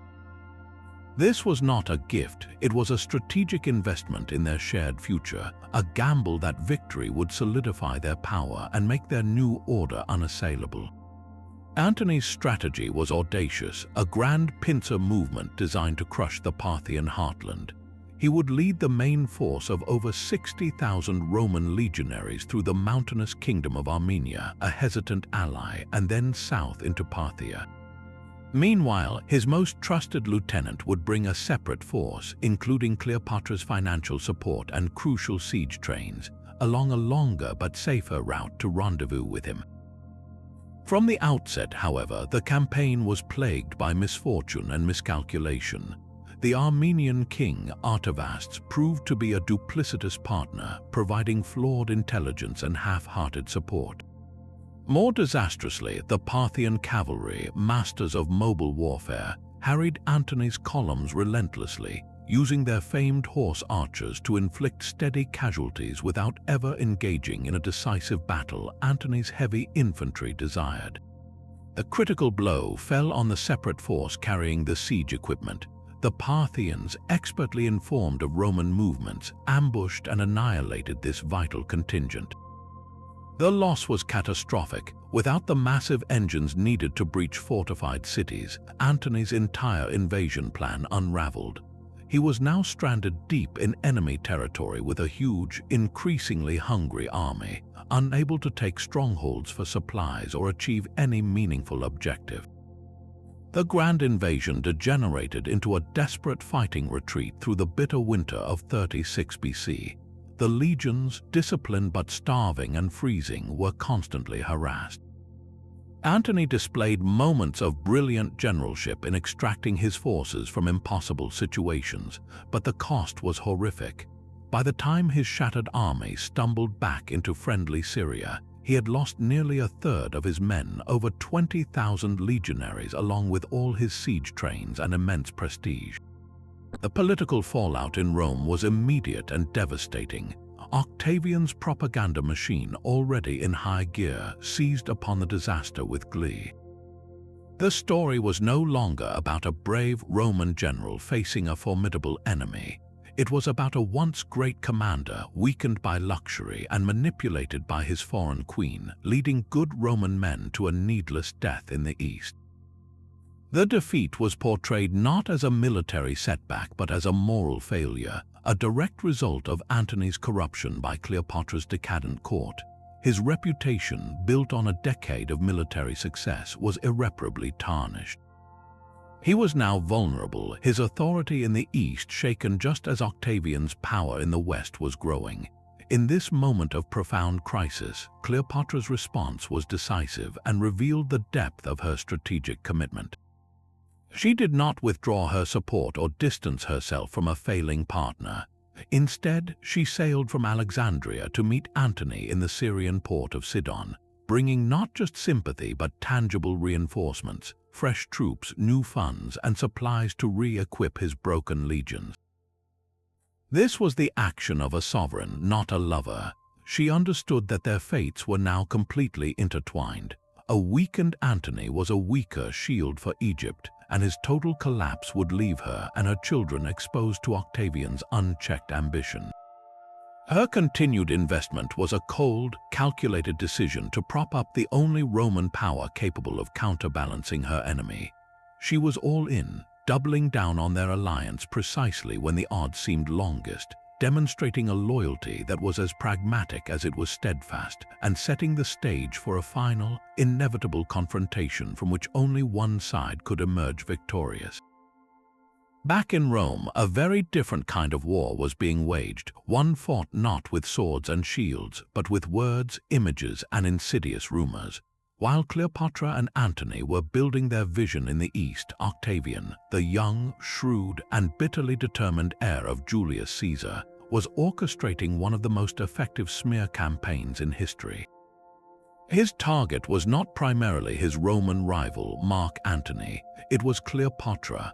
Octavian understood that to defeat Antony, he first had to destroy his legitimacy, and the most potent weapon he had was the foreign queen by his side. He masterfully reframed the coming conflict, transforming it from a messy civil war between Romans into a righteous, patriotic crusade to save Rome from a sinister external threat. The core of Octavian's strategy was a toxic blend of deep-seated misogyny and raw racism, calculated to inflame the prejudices of the Roman populace. He weaponized every aspect of Cleopatra's identity. She was not a fellow head of state, she was an Eastern queen, a phrase he imbued with connotations of decadence, tyranny, and sexual deviance. He portrayed her not as a brilliant strategist but as a monstrous feminine force, a sorceress who had used dark magic and sexual wiles to ensnare the once great Roman general Antony, emasculating him and reducing him to a drunken, pathetic puppet. This narrative tapped directly into deep Roman fears of powerful women, who were seen as unnatural and destructive to the social order. She was labeled the Egyptian wife, a direct insult to Antony's lawful Roman spouse, Octavian's own sister Octavia, who was presented as the model of virtuous, submissive Roman womanhood. This character assassination was disseminated through every available medium. Vitriolic poetry, penned by court poets like Horace, circulated among the elite, depicting Cleopatra as a fatale monstrum, a fatal monster. Coins were minted, a powerful form of mass communication that bore Antony's portrait on one side and Cleopatra's on the other, a visual declaration that his allegiance had shifted from Rome to Egypt. Most effectively, Octavian used public speeches and controlled leaks to the Senate to spread sensationalist gossip. He claimed Cleopatra dreamed of ruling Rome from her luxurious palace, that she aimed to move the capital of the empire to Alexandria, and that she practiced bizarre rituals and worshipped animal-headed gods. He even manipulated Antony's own words, publicizing a document, likely his will, that confirmed his wish to be buried in Egypt, a detail presented as the ultimate proof of his betrayal of his Roman heritage. The genius of Octavian's propaganda was its simplicity and its emotional resonance. He gave the Roman people a clear, hateable enemy. The complex political and economic realities, the struggle for control of Rome's grain supply, the rivalry between two powerful men, the legitimate strategic alliance between Antony and Cleopatra were all boiled down to a single, easily digestible story. A noble Roman hero had been seduced and corrupted by a foreign witch, and it was the duty of every true Roman to rally behind Octavian. Vanquish her and save the Republic. This narrative effectively dehumanized Cleopatra, stripping her of her political agency, her intelligence, and her status as a sovereign ruler, reducing her to a caricature of decadence and danger. By the time Octavian finally declared war, he did not officially declare it on Antony, a fellow Roman citizen. In a breathtaking legal and rhetorical maneuver, he declared war on Cleopatra alone. The stage was now set, and in the minds of the Roman people, the coming battle was not a clash of legions but an exorcism. The calm waters of the Ambracian Gulf on the morning of September 2nd, 31 BC, belied the immense tension in the air. This was not to be a typical land battle of clashing legions. It was a sprawling naval engagement that would unfold across the open sea, a contest of ships, strategy, and wills. On one side, the combined fleet of Mark Antony and Cleopatra, numbering around 500 warships, mostly massive tenors galleys with multiple banks of oars designed for ramming and boarding. Theirs was a powerful but cumbersome force. Facing them was the fleet of Octavian, commanded by the brilliant naval tactician Marcus Agrippa, with roughly 400 lighter, more maneuverable vessels. The difference in their approaches was stark. Antony and Cleopatra's strategy was not necessarily to achieve a decisive victory through combat, but to break through Octavian's blockade, escape into the open Mediterranean, and live to fight another day from a position of greater strength. Their ships were top-heavy, laden not just with marines but also with the sails and gear needed for a long voyage, a clear signal of their intent to break out rather than stay and annihilate the enemy. Agrippa, understanding his advantage in maneuverability, held his line and refused to be drawn into the Gulf, forcing Antony to come out and fight on the open water. As the lines closed, the battle began in a brutal, grinding fashion. Antony's heavier ships attempted to use their towers to rain down missiles on Agrippa's lighter Liburnians, while Agrippa's captains used their agility to dodge the big ships, attacking in groups, shearing off oars, and attempting to set them alight with firepots. The fight was a chaotic melee of splintering wood, shouted commands, and the cries of the wounded. For hours, the outcome hung in the balance, a bloody stalemate with no clear advantage. The critical turning point came in the afternoon. Cleopatra's squadron, a contingent of 60 Egyptian warships, had been held in reserve behind the main battle line. As the fighting reached its peak intensity, her ships suddenly raised their sails, an unusual act in the middle of a naval battle where oars provided tactical control, and drove forward, cutting through a gap in the fray. They broke through Agrippa's line and caught the wind, speeding away south into the open sea. What happened next would be debated for centuries, from the perspective of Antony's loyal officers and soldiers immersed in the desperate fight. It appeared to be a shocking, inexplicable betrayal. Their queen was abandoning them, fleeing the field at the crucial moment, but a closer analysis suggests a far more complex and calculated maneuver. This was likely the prearranged plan. Cleopatra's faster, treasure-laden ships were the key to their strategic withdrawal. Their job was to punch a hole in the blockade and escape with the war chest, preserving the wealth necessary to fund their continued resistance. Antony's role was to follow with as many ships as he could disengage. Seeing her break through, Antony desperately transferred his flag from his massive command ship to a lighter vessel and fought his way through the chaos to follow her. It was not a cowardly flight driven by passion, but the execution of a desperate gambit that had gone awry. The plan required a coordinated disengagement that the chaos of battle made impossible. While they escaped, the vast majority of their fleet and army were left behind, leaderless and demoralized. The consequences of this moment were immediate and catastrophic. With their commanders gone, the heart went out of Antony and Cleopatra's forces. The remaining ships, surrounded and without direction, faced a grim choice: surrender or die. Most chose to surrender. The land army, camped nearby and never engaged, held out for a full week before their generals, seeing the futility of their cause, surrendered to Octavian. In a single afternoon, Antony and Cleopatra lost the entirety of their military might, their fleet, their veteran legions, and any hope of stemming Octavian's advance.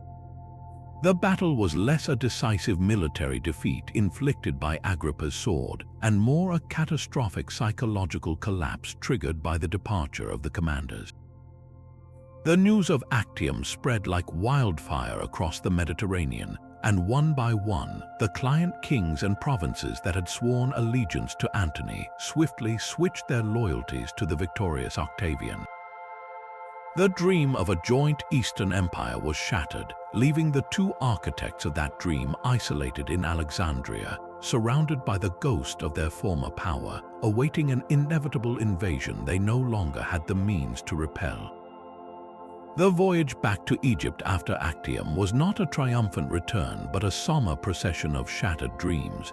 The sea that had once carried Cleopatra's golden barge now bore a handful of ships, their decks silent with the weight of defeat. There were no cheering crowds awaiting them in the great harbor of Alexandria, only a city holding its breath, its people watching with a dawning horror as their invincible queen and her Roman general returned without their fleet, without their army, and without any discernible hope of victory. The dazzling spectacle of their power had vanished, replaced by the grim reality of a looming siege. The world, which had once seemed theirs to shape, had suddenly and violently contracted to the walls of their own capital. In the face of this unimaginable reversal, their actions were a study in desperate, contradictory strategies. Publicly, they projected an aura of unbroken resolve. Antony, ever the soldier, threw himself into the work of fortification, rallying what few troops remained and attempting to strengthen the city's defenses for a fight he knew was already lost. He even staged a bizarre victory parade through the streets, a hollow pantomime of triumph meant to maintain morale among a populace growing increasingly restless and fearful. Cleopatra, meanwhile, turned to the tools of diplomacy and threat. She dispatched frantic envoys to Octavian, opening a channel of negotiation. Her offers were audacious, a testament to her refusal to accept total defeat. She reportedly offered to abdicate her throne if her children could be allowed to rule Egypt, a desperate attempt to salvage her life's work and protect her dynasty's future. She is even said to have sent a vast treasure ahead of her, a king's ransom of gold and jewels, perhaps as a bribe or an offering to buy mercy, only to have it intercepted by Octavian's forces. Every avenue of practical escape was systematically closing. It is in this atmosphere of impending doom that their final, most poignant act takes on its profound meaning. Alongside their military and diplomatic efforts, Antony and Cleopatra founded a private society, a circle they named the Inimitable Livers, or the Society of Those Who Die Together. Later Roman historians, eager to paint them as decadent hedonists to the very end, described this as a final round of endless feasting and drinking. But to view it solely through that lens is to miss its deeper, more tragic significance. This was not mere revelry, it was a deeply philosophical and courageous response to their fate. In the tradition of Greek thinkers, they were seeking to meet their inevitable end not with fear, but with conscious choice and heroic dignity. The name itself was a defiant statement. Their lives, their love, their shared vision had been truly inimitable, and they would now face their conclusion in a way no one else could imitate. Each day became a deliberate celebration of life, art, and friendship, a conscious savoring of the last moments of beauty and companionship before the darkness fell. It was a way to assert control over the one thing Octavian could not yet take from them, the manner in which they faced their own mortality. Yet, even within this brave facade, the cracks of despair were inevitable and heartrending. The strain of waiting for the inevitable invasion, of hearing the gradual drip of bad news as Octavian secured the east and his forces drew nearer, was unbearable.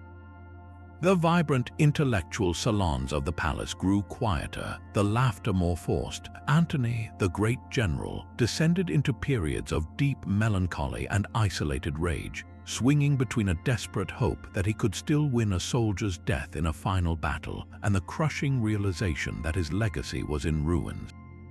Cleopatra, ever the pragmatist, began her own, more grim preparations. She moved her most valuable treasures, not just gold, but rare manuscripts, works of art, and sacred objects into the sealed crypt she was having built adjacent to her mausoleum, a massive, imposing structure of stone that she designed as her final refuge. This was not the act of someone planning a last stand, but of someone making ready for an end. She was gathering her world around her, preparing to lock the door on life itself, determined that her final moments and the fate of Egypt's crown jewels would be hers alone to command. The air in Alexandria grew thick with a tragic anticipation, a city and its rulers holding a collective breath, watching the horizon for the arrival of the end of their world. The final crushing blow came not from a legionary spear or a naval broadside, but from a simple, tragic miscommunication.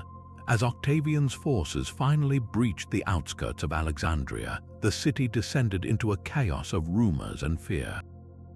Cleopatra, anticipating the end, retreated into the fortified mausoleum she had prepared, a solemn, temple-like structure adjacent to the royal palace. This was not a tomb for the distant future, it was a refuge designed for her final act. She ordered her most loyal servants to bar the massive stone doors, and with them, she brought inside a vast portion of the royal treasury, priceless artifacts, and stacks of kindling and flammable material. Her intention was clear. If Octavian sought to capture her and parade her through the streets of Rome in chains, she would deny him that ultimate victory. She would become the master of her own fate, and Egypt's wealth would perish with her rather than fund his triumph. It was from within this sealed fortress that she decided to send a message to Mark Antony, who was still fighting a desperate, losing battle at the palace gates. The message was one of finality and resolve, a queen's last command to her general. But in the fog of war and the panic of a city falling, the simple, stark fact of her retreat into the mausoleum became horribly distorted. A messenger, perhaps a terrified servant or a wounded soldier, reached Antony with a breathless, catastrophic report. Cleopatra was dead. They said she had taken her own life. For Antony, who had staked his entire world, his honor, his love, his future, on their shared destiny, this news was the extinguishing of his last flicker of hope. The fight went out of him completely. If she was gone, then everything was gone. There was no reason left to resist, no reason to endure the humiliation of capture by Octavian. In that moment of absolute despair, he resolved to join her in death, choosing the Roman soldier's honorable exit, falling on his own sword. He asked his loyal bodyguard, Eros, to perform the deed, but Eros, overcome with grief, instead turned the blade on himself. Seeing this ultimate act of devotion, Antony was left to complete the grim task himself, plunging his sword into his abdomen. The wound was grievous but not immediately fatal. As he lay bleeding on the floor, another messenger arrived, this one sent directly from Cleopatra herself, who had learned of the deadly misunderstanding. The new message was a frantic correction. The queen was alive, she was safe in the mausoleum, and she urgently needed him. The shock and cruel irony must have been unbearable. His desperate act, born of absolute devotion, had been for nothing. He was immediately carried by his soldiers through the chaotic streets to the foot of the mausoleum. But the very defenses Cleopatra had designed to keep Octavian out now prevented her from reaching her dying love. The heavy stone doors were sealed shut from the inside. She could not open them without risking capture. From a high window, her servants lowered ropes, and the bleeding, dying Antony was hoisted up, his body straining against the rough cords. It was a clumsy, painful, and undignified ascent for the once great general, a stark contrast to his glorious arrival on Cleopatra's golden barge years before. Finally, he was pulled through the window and laid at her feet within the dim, treasure-filled chamber. The reunion was one of unimaginable sorrow. She cradled his head in her lap, weeping and calling him her lord and husband.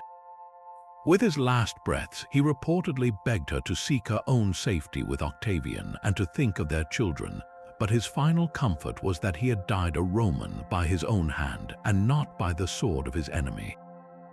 He died in her arms, his blood soaking into the robes of the queen for whom he had lost a world, a final, tragic embodiment of the personal and political catastrophe their defeat represented.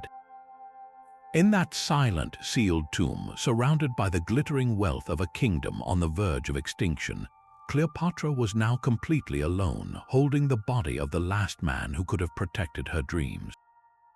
The final, lonely negotiation for her own fate was about to begin. With Antony's body laid to rest in a tomb fit for a king, Cleopatra was now utterly alone, a queen imprisoned within her own palace. Octavian's forces had taken control of Alexandria, but they had specific orders. The queen was to be captured alive. For Octavian, she was not a defeated sovereign. She was the ultimate war prize, the centerpiece of the magnificent triumph he planned to hold in Rome. Confined to the palace and under the watchful eyes of Roman guards, Cleopatra's world had shrunk to a gilded cage. Yet, even in this state of powerlessness, her mind, honed by decades of political combat, began to calculate her final moves. This was not a surrender, it was the last, most critical negotiation of her life, and the stakes were the fate of her children and the dignity of her legacy. Her first and most pressing goal was to secure the safety and future of her 4 children. She still held one powerful card, the location of the remaining royal treasure. While she had brought a significant portion into her mausoleum, the full wealth of the Ptolemaic dynasty was vast and hidden in secret locations known only to her. She used this as her primary bargaining chip, opening communications with Octavian through his trusted freedman, Gaius Proculaeus. Her initial offers were breathtakingly audacious, a testament to her undiminished political imagination. She did not merely beg for mercy, she proposed a new political reality. She offered to abdicate her throne if her eldest son, Caesarion, the proclaimed heir of Julius Caesar, could be allowed to rule Egypt in her stead. Failing that, she pleaded for any of her children to be installed as puppet rulers, preserving the fiction of Ptolemaic sovereignty, and more importantly, sparing them from the grim fate of being marched in chains through the Roman Forum. Octavian, a master of cold pragmatism, played a delicate game. He sent Proculaeus and later his friend Cornelius Gallus to engage with her, offering her vague assurances and a semblance of respectful treatment. He allowed her to preside over Antony's funeral rites, a cruel gesture that gave her just enough hope to keep her compliant. He understood that a desperate, cornered Cleopatra was a danger. He needed her to believe that cooperation was her best and only option. He wanted her alive and her treasure intact. Behind the courteous facade, however, his intentions were immovable and brutal. He had already dispatched soldiers to track down and eliminate Caesarion, viewing the teenage boy as the only other living person with a blood claim to Julius Caesar that could rival his own. The other children, Alexander Helios, Cleopatra Selene, and Ptolemy Philadelphus, were to be spared, but only to be displayed as trophies in his triumph before being parceled out to be raised by Octavian's sister, a final, humiliating end to their royal lineage. The pivotal moment in their tense, indirect negotiation came during a personal interview Octavian finally granted her. Accounts suggest she received him in her chambers, which she had deliberately stripped of their splendor, dressing in simple mourning clothes. She performed a role she knew well, a grieving, vulnerable woman throwing herself at his mercy. She did not defend her actions or posture as a queen. She appealed to his vanity and his reason, presenting herself as a defeated enemy who only wished to secure a safe future for her children. She reportedly presented him with a detailed inventory of her jewels and treasure, a tangible offer of submission.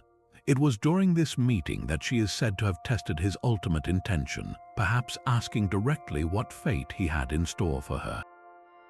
It was then that the truth, or a version of it, became chillingly clear. Though he avoided a direct declaration, his words and demeanor revealed the unthinkable horror that awaited her. He would not grant her a quiet retirement. His plans for her involved a very public and very specific role. She was to be the star captive in his triumphal parade in Rome. This was not merely defeat, it was a ritualized annihilation. She would be forced to walk behind his chariot, clothed in the chains of a slave, her children preceding her, while the mob of Rome jeered and hurled insults. She would be physically displayed as proof of his victory over the decadent East, the exotic queen who had corrupted a great Roman general. For a woman who had spent her entire life crafting her own image as a divine ruler, this was a fate far worse than death. It was the utter erasure of everything she was. In that moment, the negotiation ended. She understood that Octavian's promises were a lie designed to keep her docile until the ships were ready to transport her to her humiliation. Her children might be spared a bloody end, but they would live as Roman prisoners, their identities stripped away. For herself, there would be no compromise, no dignified peace. The only victory left to her was to deny him his prize. The performance was over. The time for a final, decisive act had arrived. The moment of her final choice remains one of history's most enduring and captivating mysteries, a puzzle wrapped in symbolism and propaganda that has fascinated scholars for 2,000 years. With a chilling certainty that Octavian intended to parade her through the streets of Rome as the ultimate trophy in his triumph, Cleopatra made the last decision she would ever have full control over: the manner of her death. The most famous account, immortalized by the Roman poets and the Greek historian Plutarch, tells a story of poetic and divine finality. After sending a sealed message to Octavian requesting burial alongside Antony, she retired to her private chambers with her two most loyal handmaidens, Eras and Charmian. There, according to the legend, a peasant arrived with a basket of figs. The guards, seeing nothing but ripe fruit, allowed it to pass. Hidden within the innocuous bundle was an asp, the Egyptian cobra, a sacred symbol of divine royalty. The story goes that she allowed the venomous serpent to bite her on the arm, choosing a death that was not only painless but profoundly significant. The symbolism of the asp was a final masterstroke of imagecraft. In the ancient Egyptian belief system, the uraeus, the stylized cobra depicted on the crown of the pharaoh, was a protective deity, the goddess Wadjet. A bite from this sacred creature was not a punishment but a form of divine grace, a direct passport to the afterlife that avoided the slow, painful decay of the body. For her Greek subjects, it echoed the myth of the god Dionysus, who was born from the thigh of Zeus after his mother was killed by a lightning bolt, a connection that tied her death to themes of resurrection and immortality. And for the Romans who would later hear the tale, it cemented her legacy not as a conquered prisoner, but as a queen who met her end on her own terms, in a manner befitting her royal and almost divine status. It was the perfect final act, a death that was both politically defiant and spiritually triumphant. Yet, the practicality of this story has been questioned for centuries. The Egyptian cobra is a large and aggressive snake. Concealing one in a basket of figs without it being immediately noticeable would have been extraordinarily difficult. Its venom is a potent neurotoxin, and death from a single bite, while certain, is not instantaneous. It can involve paralysis and respiratory failure over the course of an hour or more, a process that would have been visibly traumatic and hardly the serene, peaceful passing described. Furthermore, when Octavian's guards reportedly found her body, they said she was lying elegantly on a golden couch, dressed in her royal robes, with no signs of struggle or convulsions. This serene image seems to contradict the violent physiological reality of a cobra's attack. This has led to compelling alternative theories. Some ancient sources, including the historian Strabo, suggest she may have used a poison, a toxic ointment she applied to her skin, or a lethal concoction hidden in a hollow hairpin or comb, which she could have easily dipped into a cup. Egypt was renowned for its advanced knowledge of pharmacology and toxicology, and the royal physicians would have had access to a library of deadly substances, from hemlock to aconite, that could induce a far swifter and more peaceful death than snake venom. A carefully measured dose of a powerful opioid, for instance, could have brought on a sleep from which she never awoke, matching the calm scene discovered by the Romans. This theory is often overshadowed by the dramatic power of the snake story, but it is perhaps more plausible given the logistical challenges and the desired outcome. Perhaps the most tragic and revealing element of the entire event is the fate of her faithful attendants. The ancient accounts agree that her 2 handmaidens died with her. When Proculaeus, the first of Octavian's men to arrive, entered the chamber, he found Eras already dead at Cleopatra's feet, and Charmian clumsily adjusting the diadem on her queen's brow with her last faltering breaths. A guard famously challenged her, asking, "Was this well done of your lady?" Charmian's defiant reply, "It was well done and fitting for a princess descended of so many royal kings," was her final act of loyalty before she too succumbed. Their deaths are a crucial and often overlooked part of the mystery. A single snake bite could not have killed 3 women. Their simultaneous death strongly suggests a pre-prepared poison, a shared vial that they all drank from in a final, solemn pact. This points not to a sudden, dramatic impulse with a snake, but to a carefully planned and collective act of devotion, a chosen exit for women who knew their fates as captives in Rome would be no better than their queens. In the end, the truth of Cleopatra's death is as elusive as the truth of her life, forever obscured by layers of Roman propaganda, romantic legend, and her own brilliant understanding of political theater. Octavian, upon hearing the news, was reportedly furious that he had been denied his greatest prize. Yet, even he seems to have embraced the asp narrative, for it still served his purpose. It was a clean, symbolic end that avoided the messy reality of him having to execute a woman, and it allowed him to publicly marvel at her noble spirit while privately seething. He granted her final wish, ordering her body to be buried with full royal honors beside Mark Antony in a tomb whose location remains lost to this day. The mystery itself is her final legacy. It ensures that we are still looking, still questioning, and still captivated by the queen who chose to write her own ending, leaving the world to forever wonder about the final, decisive moment when Egypt's last pharaoh passed from history into myth. With Cleopatra's final act of defiance complete, the fate of her kingdom and her children now rested entirely in the hands of the victor. Octavian, who would soon be known as Caesar Augustus, moved with cold efficiency to dismantle the world she had built, ensuring no shred of her legacy could ever challenge his new Roman order. His first and most urgent target was her eldest son, Ptolemy Caesar, known to the world as Caesarion Little Caesar. At just 17 years old, the boy represented the most dangerous living thread of Cleopatra's ambition. He was a walking, breathing claim to the Julian name, a direct biological son of Julius Caesar, whose very existence threatened to undermine Octavian's carefully constructed position as the sole adopted heir. While the queen had managed to spirit him out of Alexandria before the final collapse, sending him south with his tutor to flee to ports in India or perhaps Arabia, there was no escape from Octavian's reach. The new master of the Roman world offered a promise of safe passage and a kingly title if the young man would return. It was a lie, a trap set with the precision of a seasoned hunter. The moment Caesarion set foot back on Egyptian soil, he was captured and executed on Octavian's direct orders. The method is lost to history, but the meaning was crystal clear. There would be no other son of Caesar. With that single, brutal act, the bloodline that Cleopatra had fought so desperately to protect, the fusion of Roman and Ptolemaic power she envisioned ruling the world, was extinguished forever. The death of Caesarion was more than a murder. It was the symbolic end of an era, the final snuffing out of a dream that had once stretched from the Nile to the Forum.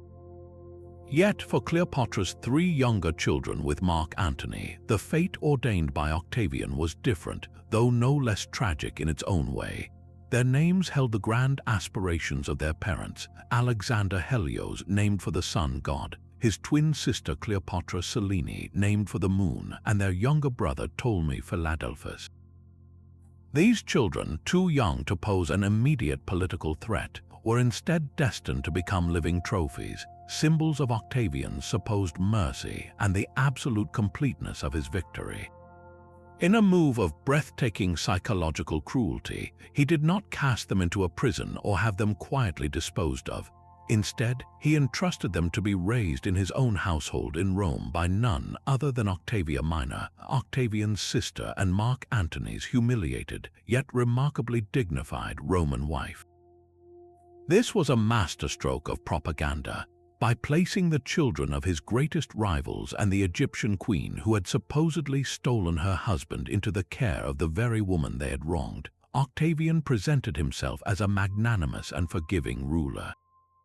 He paraded this image of domestic reconciliation before the Roman people, using the children as proof of his civilized victory over the barbaric East.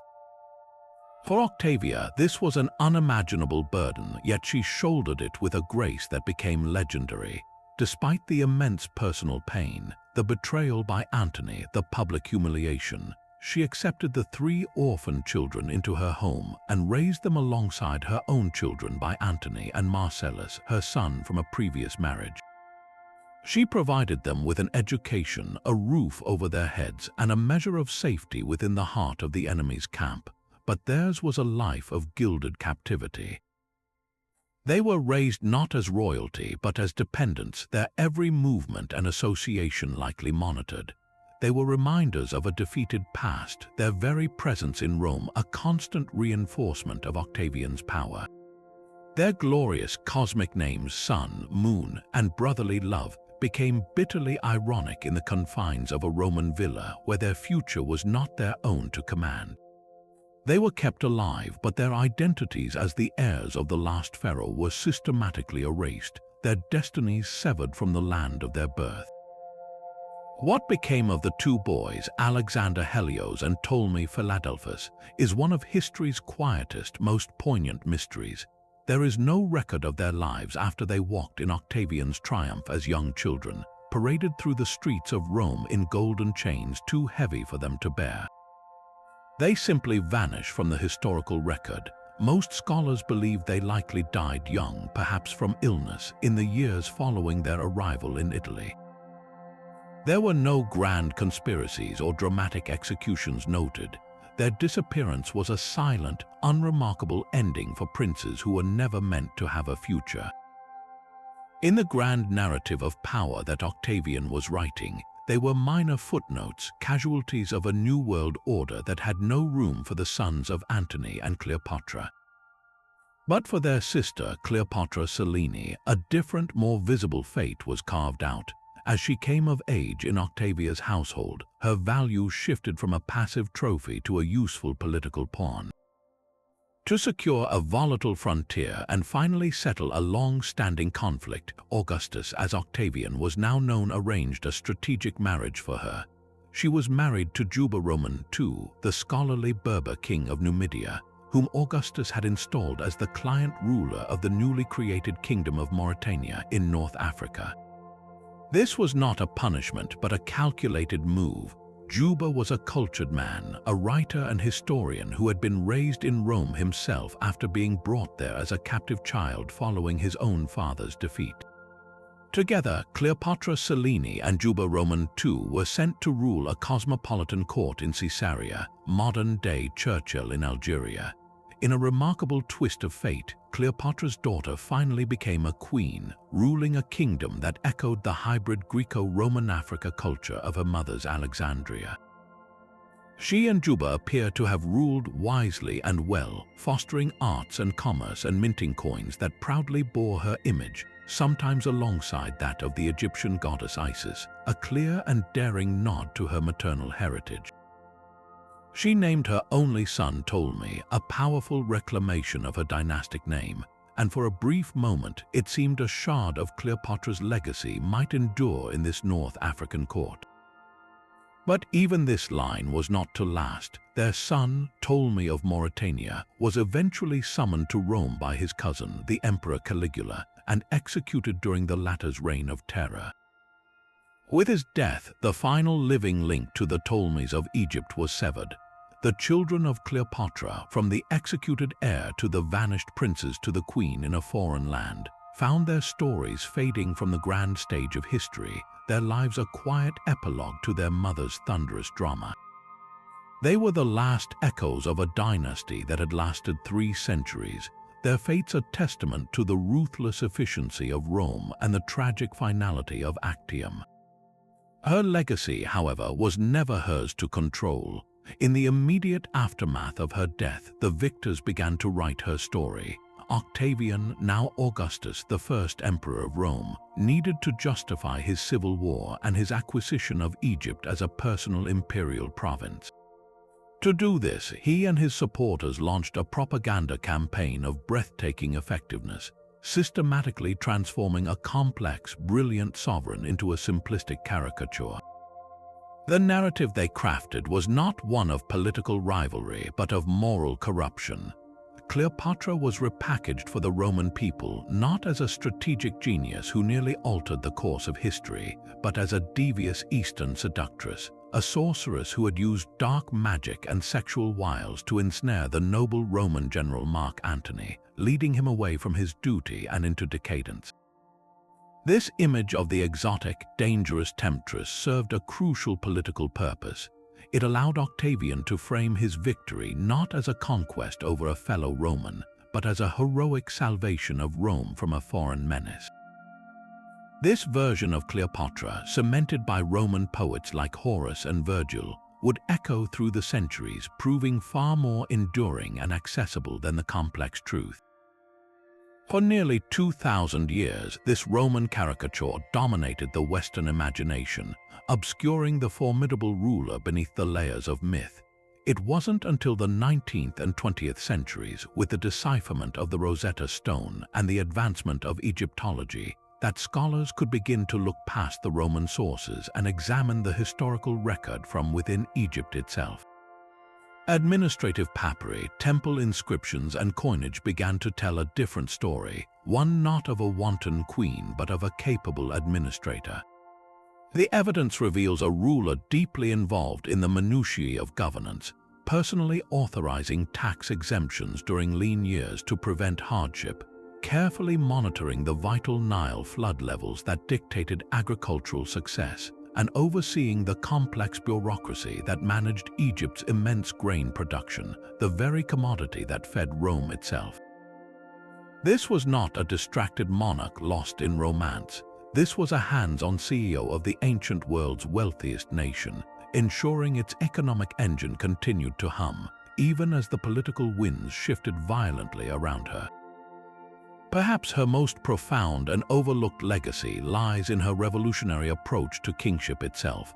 For nearly 300 years, her Ptolemaic ancestors had ruled Egypt from a distance, a Greek-speaking elite ensconced in the Palace of Alexandria, largely separate from and indifferent to the millions of native Egyptians they governed. Cleopatra shattered this tradition. Her fluency in the Egyptian language was not a quaint party trick, it was a radical act of political integration.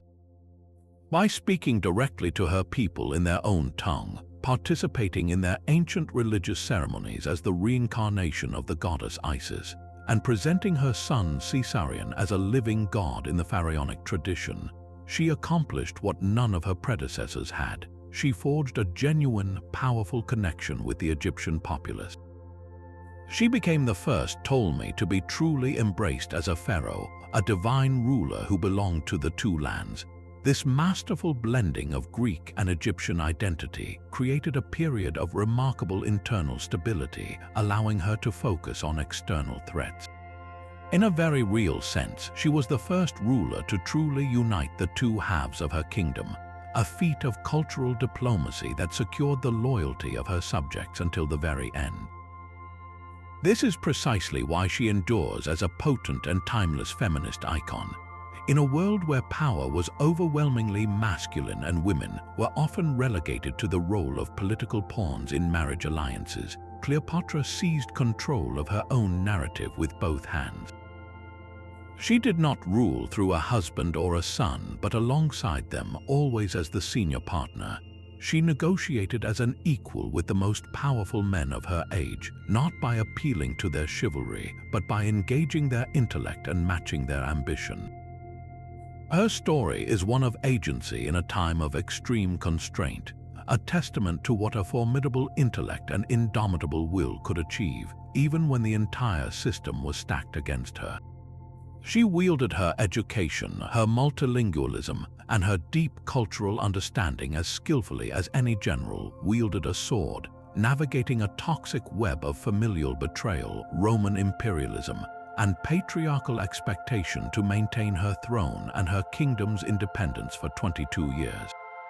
Her final choice to choose her own death over a life of humiliation was the ultimate assertion of that agency, a final, defiant statement that she alone would control her destiny. The fascination with Cleopatra, then, stems from this incredible duality. She is both a timeless symbol and a deeply human figure. She is the glamorous, tragic queen of poetry and film, a figure of endless romantic speculation. But she is also the shrewd politician, the polyglot scholar, the economic manager, and the divine monarch.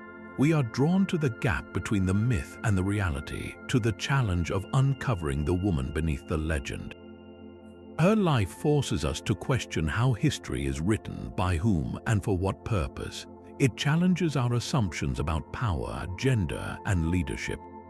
In the end, Cleopatra's most enduring legacy may not be any specific law she passed or battle she won, but the simple, powerful fact of her existence.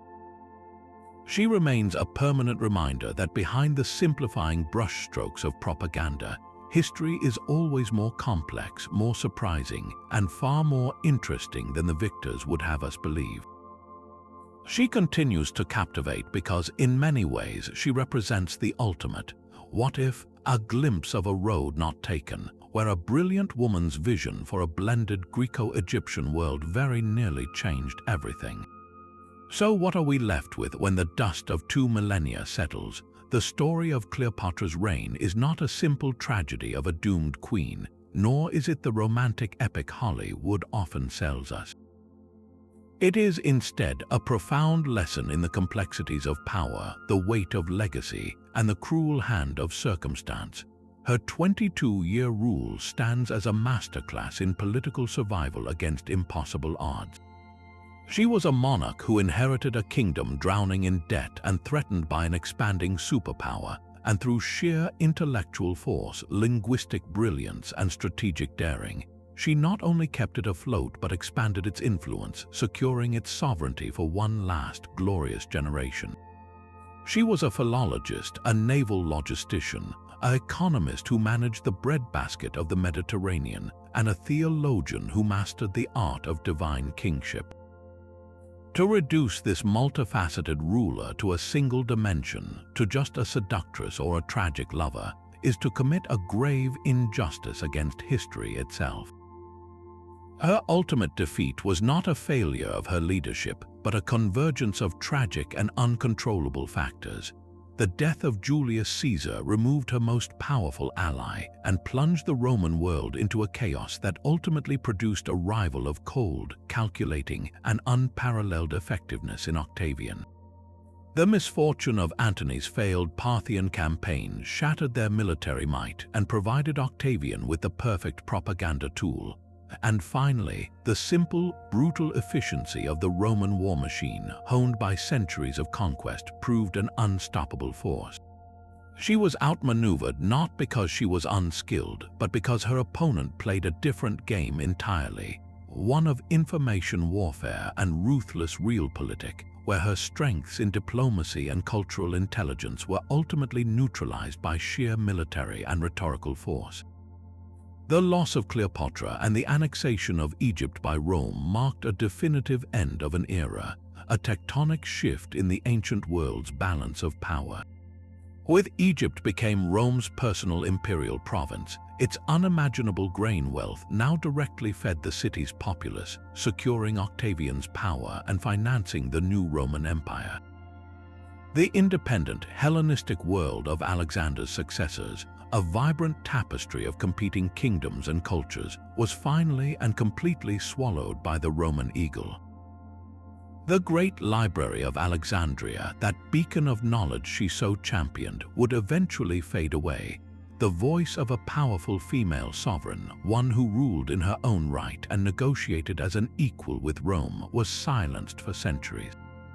The Mediterranean became a Roman lake, and the unique hybrid Greco-Egyptian civilization that Cleopatra represented was subsumed into a homogeneous imperial system.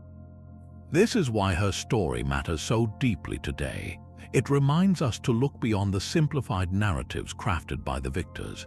History is rarely written by the defeated, and it is our responsibility as curious minds to seek out the complexities buried beneath the layers of propaganda. Cleopatra's life is an invitation to question what we think we know, to peel back the labels of seductress or tragic heroine, and discover the formidable strategist, the polyglot scholar, and the resilient leader beneath. It encourages us to approach history not with judgment, but with a gentle and empathetic curiosity, to understand the constraints and pressures that shape the choices of those who came before us. Her reign, in all its brilliance and heartbreak, ultimately teaches us about the fragile nature of legacy and the enduring power of a story. She could control her narrative in life, even in her final, defiant act of death, but she could not control how that story would be told after she was gone. For 2,000 years, others have spoken for her. Now it is up to us to listen more closely, to look past the myth, and to hear the true voice of a queen who, against all odds, nearly changed the world.